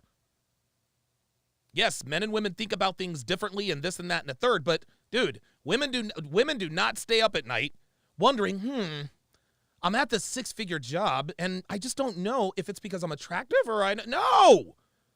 They're like, you know what? I don't care why I have this job. I care that I have the job. It's the same dichotomy as the money that you make. If you're worth $500 million, you're going to be attractive to women regardless of whether or not your net worth came legally or illegally. Whether you're Pablo Escobar or Pablo Smith working a legitimate job, it doesn't matter how you got the money. It's that you got the money. Women use that same mindset. They use the same mindset when it comes to their own work. They don't care why they got the job. They may have their suspicions. They may think to themselves, you know what? I might be here because, I've got the biggest tits in the office and I'm the hottest girl here, but I'm good. They're not thinking of this, you know what? I think life is so hard because I don't know if I'm here based on my merits. No, women don't give a fuck about that. They don't. And an example is sitting right across the room from them. Natalia is shitty at her job. She is. And I guarantee you, she probably asks herself, you know what? I guarantee you, it's probably crossed her mind. I probably have this job because of the way I look, but just given her job performance, what we can see, she clearly knows she's there because she's attractive. I promise you, she sleeps very good at night. I can promise you she does not lose any sleep about the fact that she knows that she probably worked for Saucecast because of the way she looks. And like living in that kind of like duality is a very, very confusing place to be. Oh my God. As a man, if I'm getting credit for something. As a man, did you hear him? As much as I like to believe it, it's not because some woman wants to fuck me. No. It's because I'm actually succeeding somewhere, right? Well, there you go.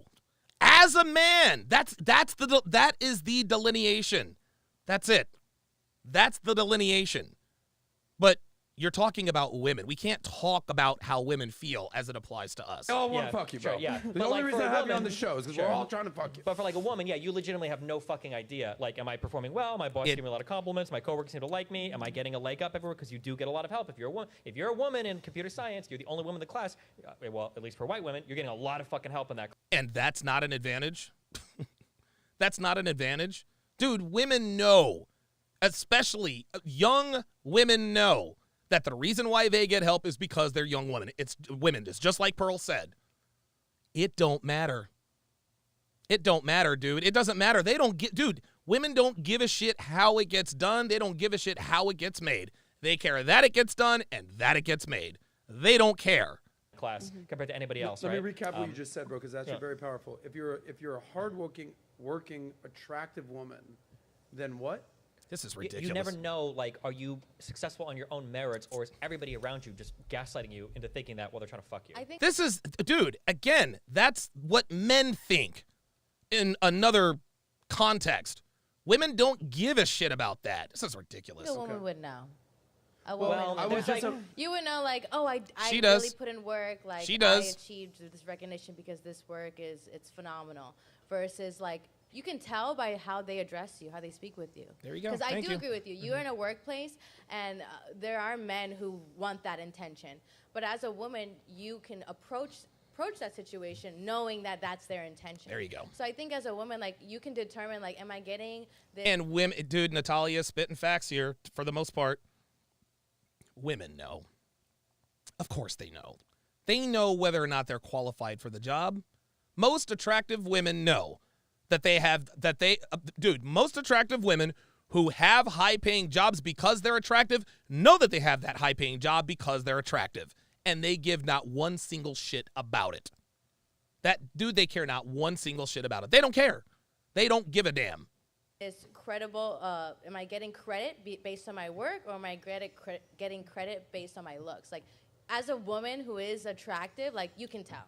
Like, you can tell when a man's flirting with you. You can tell when a man wants something from you. You can see that. There you go. I think I would agree with you for the most part, but I think there's two things. One, I think every attractive woman goes through a point in her life where she realizes, like, fuck, a lot of this has come from my looks. Boo fucking who, Destiny? Boo fucking who? Women are not pressed about the fact that their genetic advantages gives them an advantage in the world. They're not concerned about that. They know that being attractive makes their life easier. They don't care. They just don't. I think that comes a little bit later than, at least as a guy, we would assume. Right.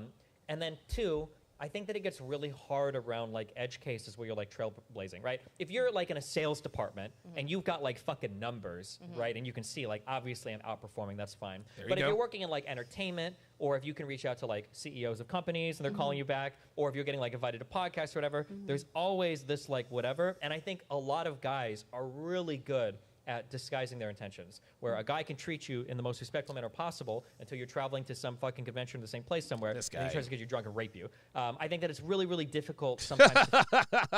Wow, that escalated quickly. So we went from having the job because you're attractive to predatory behavior, just like that. Okay. Feel out, like, the fuzzy edge cases. If there's guys that are, like, blatantly sucking up to you, can tell. But I think it's just a weird thing for women to always have that in the back of her head. Yeah, Destiny doesn't understand that women have razor-sharp instincts. Destiny doesn't understand that attractive women know that they have their jobs because they're attractive. He thinks they don't know. He thinks they don't know. No, they fucking knew. Of course they know. Natalia just told you, as an attractive woman, we know. And guess what? Natalia sleeps very good at night because she is shitty at her job, but she sits there and she does it every single fucking day and loses not one wink of sleep because of it. Guys, there's not a time in our lives. You can make that argument for a really successful guy that you never know if the girl's into him for him or his money. Ooh. Very good point. Ooh. Very good point. Go deeper. I think it's better. But guess what? Like the woman who has the job because of her attractiveness, we don't care. We don't care.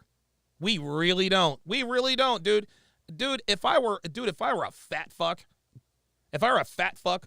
worth $300 million and I had a hot girlfriend, dude, I know she's with me for the money. I'm not losing sleep over that because I know what it is. I'm fat, slovenly, and unattractive. I mean, hell, the case could be made for that for me right now.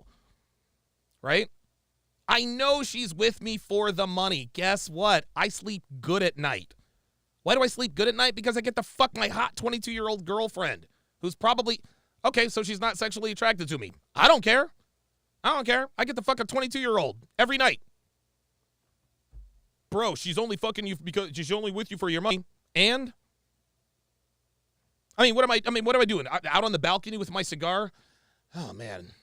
I wonder if Marianne, she loves me for me. Of course she doesn't. Fuck out of here. Lily Zero with the $5 super chat says, woman, doesn't matter if I win by an inch or a mile, winning is winning. Agreed.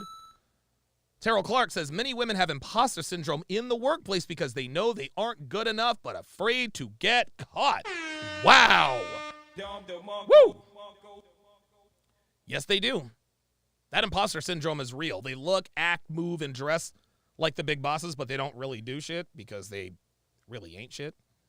Better for women to hide for that. a guy, if you're the a guy more who's big- successful you are, you're like, does she love me for me? Or the fact that I make $1 million a year? That's something that is a Look, Natalia said yes. very good point. You know who's even better at disguising their intentions than men? Women are. Boom! Oh, whoa! Whoa, whoa, whoa! Atta, baby! Yo, PWF coming with the thunder. Yeah, you know who's better than men at disguising their intentions? It's fucking women. One of the many reasons why they have it easier. Women are much better. Thank you. I agree with you. Go ahead, Alex. Go deeper. buddy. Is this dude really gonna disagree with that? Honestly, man. Honestly. Flirt with their bosses to get ahead too. There you go. Of course. So a lot of times, like these girls will flirt with their bosses. Thank you. And then play victim later. There you go. Yeah. Well, That's why it's easier for women. It's easier for women. All they got to do is go to HR. fundamentally agree on that. But Alex, I want to kind of stay where you were at. You're saying, all right, cool, we're shitting on guys and being kind of shady or whatever. Women Holy can, shit, some of women these can be girls. just as shady when they're messing with a successful guy. Thank you. Especially in Miami. Thank you. And a lot of these rich guys, they get completely screwed. Yep. They're like, fuck, they get drained. Real for all talk. the money because they fucked with the wrong girl and then she took pretty much everything. Woo! What have you seen? Have you seen And guess what? I'll tell you what. Women, are there men who take advantage of women? Absolutely. But I'll tell you this. More women take advantage of men than the opposite. That much I know is true. And the reason why we know women take advantage of men a lot more than the opposite is because women do it all the time. Women take advantage of men all the time with the foodie calls. There are articles and videos praising women about the foodie calls. Yet, let one dude get over on a woman. They make a fucking Netflix documentary about it. The Tinder swindler. Right? We're going to sit here and pretend that there aren't women out there who have swindled men out of the same amounts of money, if not more, than the Tinder swindler? The Dine and Dash dater did the same thing that the girls on Tinder do to the tune of 30%. He got 120 days in jail and national ridicule. National ridicule, huh? Ice Dragon Kid says he has to disagree, Don, because he doesn't want to see that his wife is only there for the money. Ignorance is bliss. I've had countless clients who've had that happen to them. Yeah, they got married early, then they, their business became successful. Or they got married when their business was already successful to the wrong kind of girl. There you go. Right? So screening is important for both genders. I don't think it's only something that women have to screen with the people in their life. Men also have to screen. Real quick, that could be possible. That could be possible. That's the closest he's ever going to come to saying, I agree with you. I'd be curious what type of guy it is. Maybe because What this type of might guy? be my bubble because of the industry that I work in. Oh, boy. But it's very easy for me to tell immediately how a girl feels about me, if she's like fake or not. Because like you either know everything that I'm involved in or not. Like if a girl came up to me and she wanted to have like an in-depth conversation about like fucking fiscal policy to try to fake me out for my money, I mean, I'll pay her off. Like good job. You don't think a woman can tell when a guy's trying to fuck them? Most women can tell that too. Yes, dude. Okay, so Destiny can tell what women's intentions are. Okay, then I guess that you're an exception to the rule. But most men are unable to deduce what a woman's true intentions are. If a woman really wants to hide her intentions, they are better at doing it than men are. This is why they do it at a higher rate than men do. Komatsu Umi, welcome back to Chat Privileges. At Kumatsu Umi to welcome him to the TSR family. If you would, Komatsu, put your age and location in the chat. Thank you, sir. No, I think women can tell, but I'm just saying that like if a woman is trying to just like get in good with me because she thinks I've got money, like I think I'm gonna be able to weed that out really fucking fast. Okay, that's fine, but you're the exception to the rule, Destiny. And listen, I have reason to believe that he probably can. Most guys don't. Here's what I want to address. If you're that dude and you're having success and you're doing things in your life and you're single and you're out there, what type of question should you ask these women to vet them? Because I totally agree with you. There's women out there. You don't ask them questions, Adam. You don't ask them questions. You don't ask them questions. You want to know why? Because women are smarter than that. Women are much smarter than that. No, you have to observe their actions.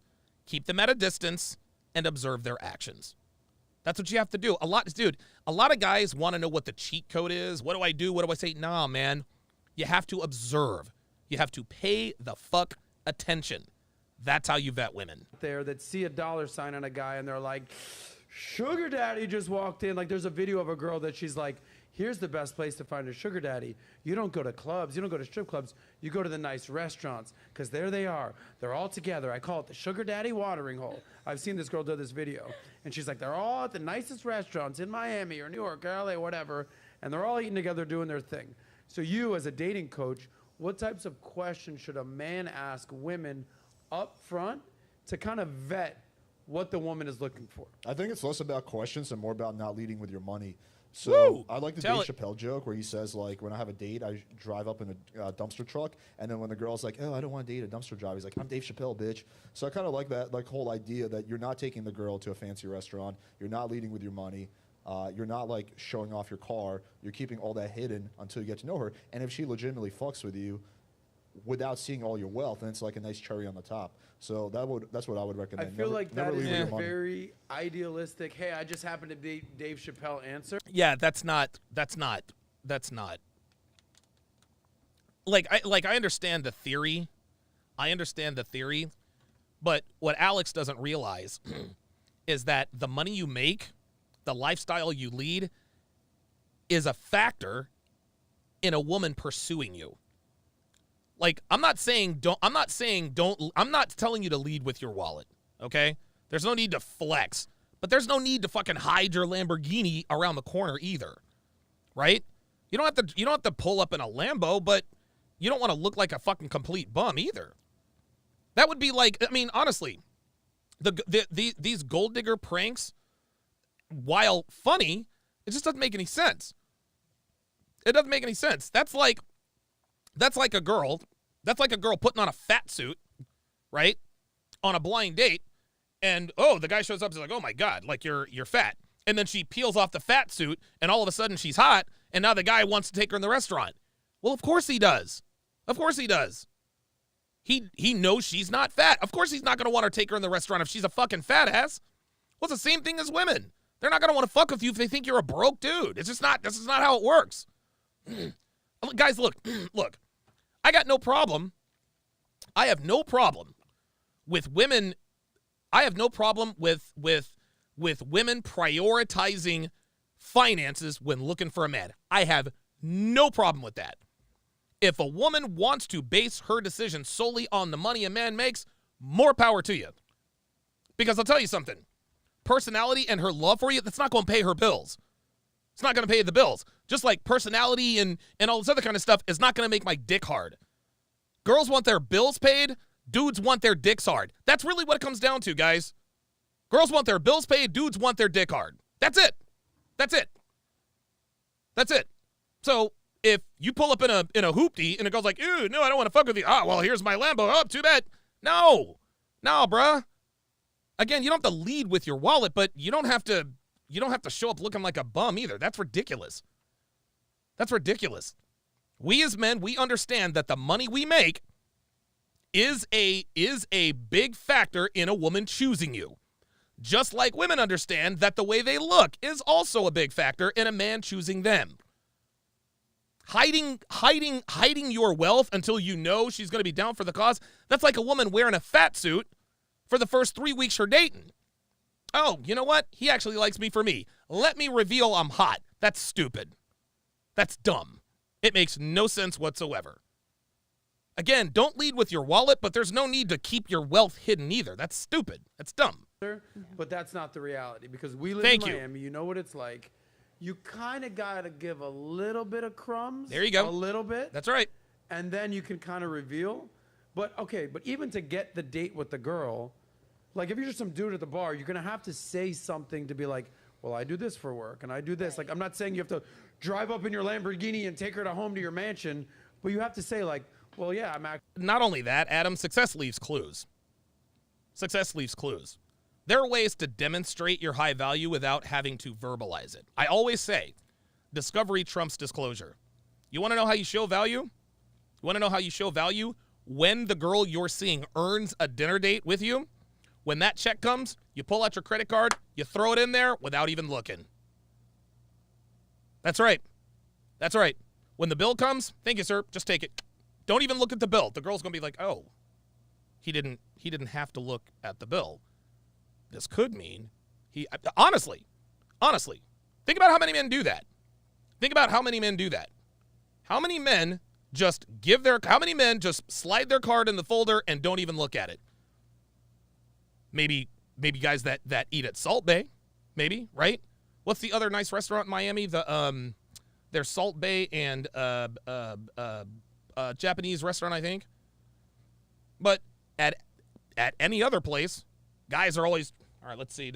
No, that's how there are certain things you can do to demonstrate your high value. You don't have to mention anything. Actually, like, I own this bar, or like, yeah, my friends own this bar, or you don't even have to say that. You don't even have to say I own this bar. Post up at the bar, barkeep. Oh, yes, sir. What would you like? Yeah, whiskey sour on the rocks for her. For me, sex on the beach for her, blowjob for me. Oh yeah, Komodo. Thank you, Komodo. That's it. Blowjob for her, blowjob for me, sex on the beach for her. Hee hee hee ha ha ha ha. Then she'll ask you, isn't he gonna give you a tab? Right? You just stay silent. If you own the bar, guess what? People are going to treat you a certain type of way. Right? If you're the bar owner, your staff is going to acknowledge you as the owner. You don't even have to say you're the owner. The way the staff addresses you will tell her, oh, well, this guy seems to have a measure of authority, which will then prompt her to ask, do you own this place? Yep, I do. Then she'll ask you questions. Oh, how long have you owned it? A few years. That's how you do it. You don't have to be like, yeah, by the way, I own the joint. Because if you tell her you own the joint, now she's going to start looking around for clues to disqualify you. Oh, he's the owner. Let me look at the license. Okay, that's got his name on it. Then she'll ask, does he really own the bar? Yeah, he owns the bar. And even still, she's thinking, okay, did he tell her to say that? This is why discovery trumps disclosure, gentlemen. This is why discovery trumps disclosure. Yeah, like I'm an attorney or whatever. You're going to have to give them some sort of game. But you do have to have a conversation, ask some questions. So I fully agree. Don't just let the money do the talking for you. There it is. Mike Steele, demonstrate, don't explicate. There you go. But you do have to ask some questions. I think you got to be cognizant What questions would you actually ask them? I don't think there's a specific question I would ask the girl. I think I would just literally not do any of the stuff you're saying. I would not. If I was the owner of the bar, if I was just trying to get laid, yeah, sure, I would use that to my advantage. But if I was looking for a relationship, I would leave all that part out. I would not stress the fact that, I'm friends with the owner. I would leave all that out. I think you can also just have a good game and make the girl laugh and build a lot of sexual tension and lead with that instead of leading with possessions of money. I think I actually just answered my own question. And I think that the answer is you need to ask them questions. Yeah. I don't think there's a specific question. I think I just answered what I was trying to ask you. If you're... Dude, just make conversation. Guys, listen, pro tip here, guys. Pro tip. For all of my followers all of my six-figure guys, all of my high earners, all of my Henrys, like Kevin used to say, high earner, not rich yet. Okay? Don't ask questions pertaining to relationships. Don't do it. Don't do it. Just make conversation. Play around. Guys, trust me when I tell you. You will get the information that you're looking for. You will get the information that you are looking for. You don't have to ask her, so, what do you do for a living? So, where do you see yourself in 5 years? So, what do you think about relationships? Are you a traditional girl? Do you believe it? No, you don't have to ask any of that stuff. Just make conversation. Oh, those are an interesting pair of shoes. Where'd you get those? Oh, I got them at Macy's. Wow, how much did you pay for those? 85? 90? You kind of frown your face. Oh, no, but I'm not like I'm not like a cheapskate or anything. Like, I think quality comes with this and that and the third. And, I had they were actually a gift. Oh, really? Who gave them to you? A friend of mine. What was it, like a Christmas gift? No, it was, it's for my birthday. Right there, she just gave you information. She's probably talking about someone who used to fuck her or her ex-boyfriend. And all you did was ask her about her shoes. That's all you did. Because what men have to understand is when you ask questions with intention, women will lie to you. They will lie to you, and they will tell you what they think you want to hear. Don't ask them questions. Just to get this out of the way. Are you a cheater? Do you cheat? Oh, no. I never. 11 times out of 10, they'll say, oh, no, I never cheat. Oh, no, I would never cheat. I'm faithful. Okay, all right, perfect. Are you a traditional girl? Oh, yes, I'm traditional. The man leads, the woman follows, and all that. Okay, all right. Have you, what happened between you and your ex? He was abusive, blah, blah, blah, blah, blah. Okay, all right. So you're good. All right. Can you cook? Absolutely. Wow, okay. And what's your body count? How many guys have you slept with? Well, I made one mistake in college, but since then I've only had 2 boyfriends, so 3? Oh, okay. Then they're telling their boys, dude, I found a unicorn. She's only slept with 3 guys. She slept with 3 guys. She's traditional. She's laid back. She thinks the man should lead and the woman should follow, and she has great taste in shoes. I'm in love. No, negative. Don't ask questions. Make conversation. Do not ask questions. Make conversations. Because if you ask questions with intent, when you ask questions with intent, women will lie to you 10 times out of 10. Terrell Clark with the $5 super chat says, when I owned a restaurant, the female staff were flirtier, made more eye contact, more feminine, and stood right next to me just because I owned it. Again, discovery trumps disclosure. Very nice. Very, very, very, very nicely put. Dre Raven says, there's a reason that police interrogate suspects. The perps lie when asked direct questions. Thank you.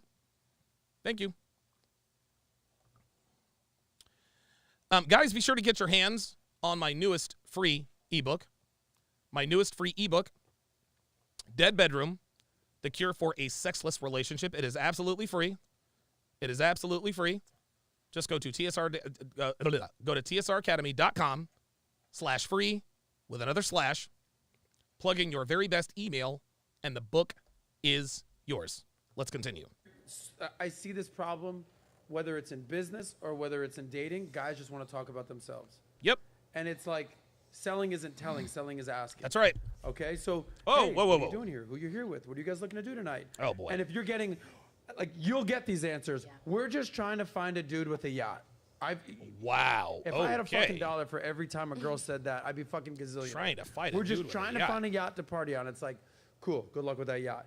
If they're like, hey, yeah, I'm just visiting my grandma and I'm in town, it's like, cool, family values, got it, boom, boom. Asking questions is the best thing you could do. You see this? Look. See, this is funny.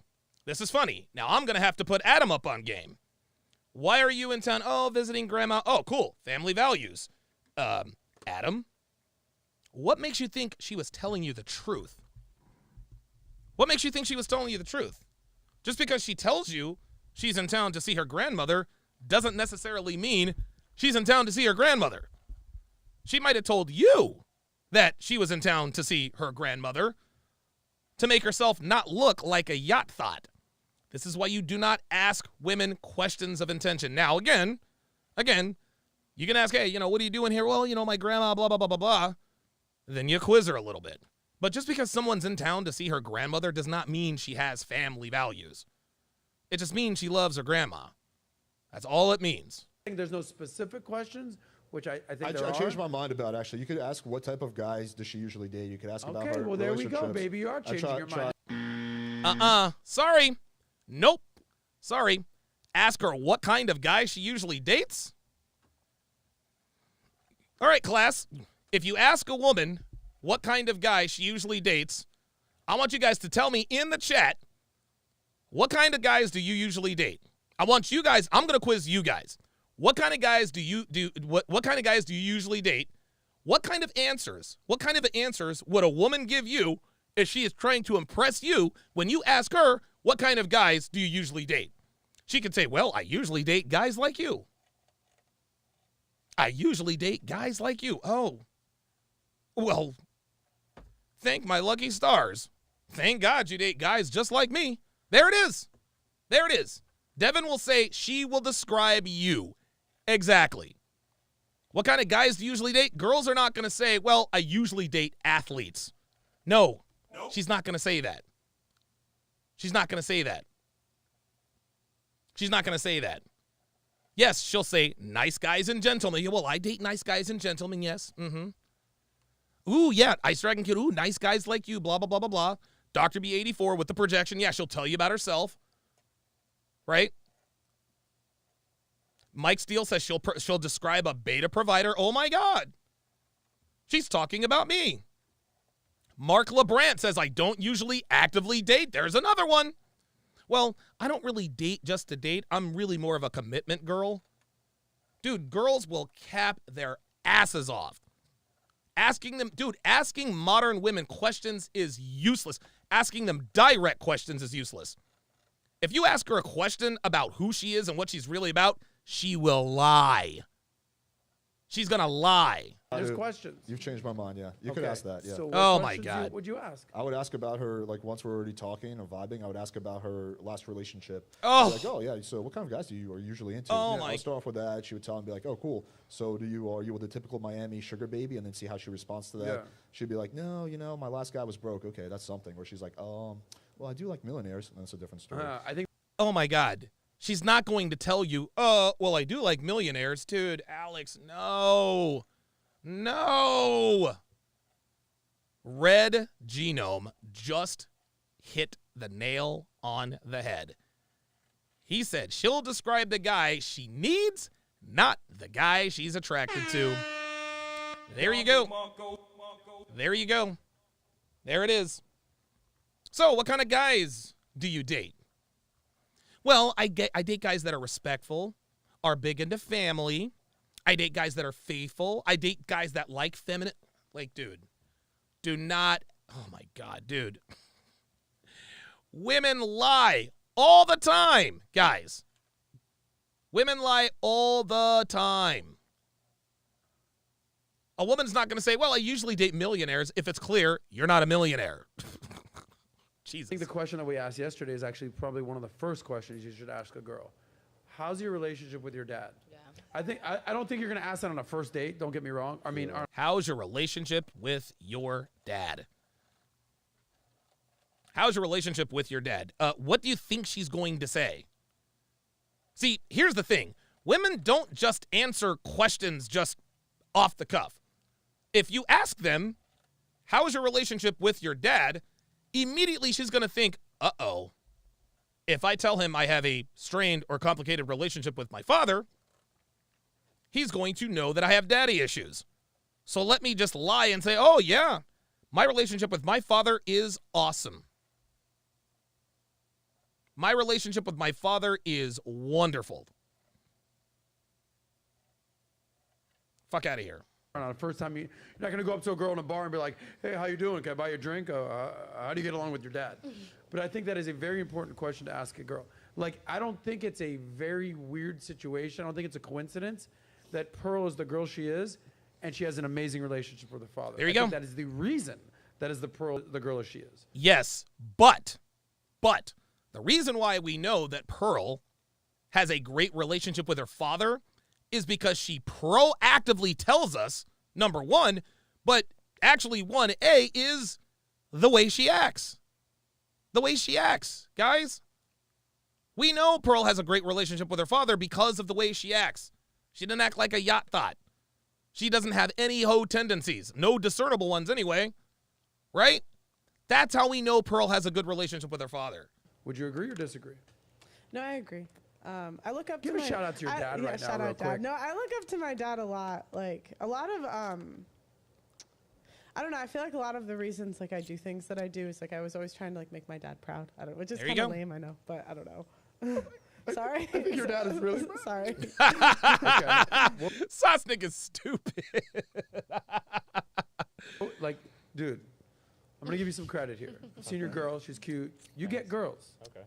Despite the pajamas, you get girls. It's because of the pajamas. It's because of the I like to pajamas. stand out, you know. That's in a room full of guys with suits. Is that what they call you, the tripod? That's what they called you in high school, right? Yeah, Respect. What was your game when you're talking to girls? Like, what kind of questions are you asking? What's your game? right? This is going to sound the most cuck shit in the world. I don't mean to make it sound that way. But, yeah, just, like, treating people like normal fucking human beings usually works. That thing that you just said about asking... Yeah, that's it. All right. That's it. I've heard enough. Yeah, just, I get girls, but, by treating people like human beings. Nothing to do with the fact that he's wealthy or anything. Like, again, dude, Fresh will admit to you that, hey, man, the reason why I get girls is because of who I am. He ain't got no problem with that. Fresh ain't got a problem with that. Fresh knows he's not a supermodel. Fresh knows he's not an underwear model. Myron knows he's not the best looking dude in the world. Right? Come on. Yeah, this is, all right, I'm done. Download that new ebook, guys, tsracademy.com. Guys, be sure to download the Sharpe Stream app. If you want to get notifications when I go live on any platform. So, yeah, Devin and I are going to be very, very hard at work this week.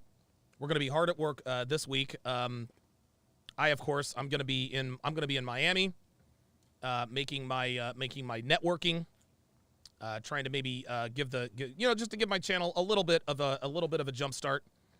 My subs have slowed, and the reason why my subs have slowed is because it's because this format has stagnated to a degree. I get pretty good viewership this way, but in order to grow at the rate that Fresh and Fit and Pearl are growing, then I need to emulate that style of podcast. So that should be that's going to be very, very exciting. There's going to be a different kind of a wrinkle to it, and I think a lot of people are really, really going to like it, and I think it's going to be far more cost effective, if you know what I mean. But TCU. What's the line on that? Aren't they like 6.5 point dogs? TCU. Point spread. TCU is plus 3. That's a pretty good line. Plus 350. Ooh. Ay. So right now, according to William Hill, TCU is plus 350. You bet 100 to win 150 to win 350. Pretty good odds. The Bulldogs are 13-point favorites. The over/under is 63.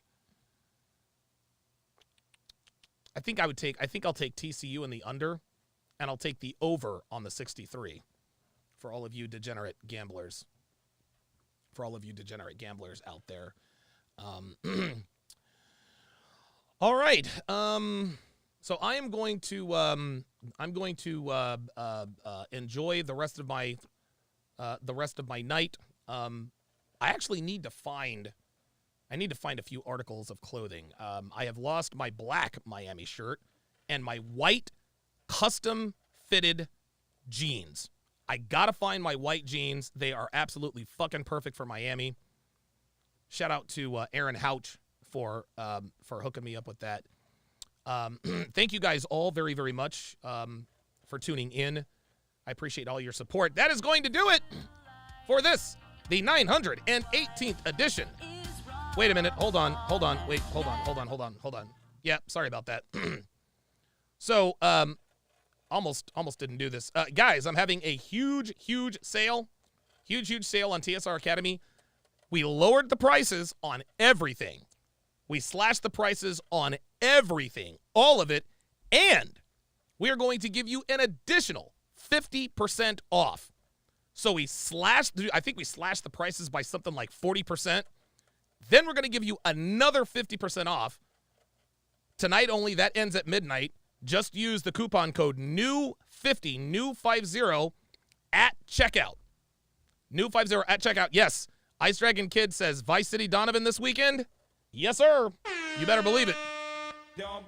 It is going to be Vice City Donovan all the way. On Fresh and Fit, it's definitely going to be Vice City Donovan. That's for sure. But we've got ebooks from $2.50 So there's plenty of plenty of products on there for you guys. We got courses from $19, as Devin is putting in the chat.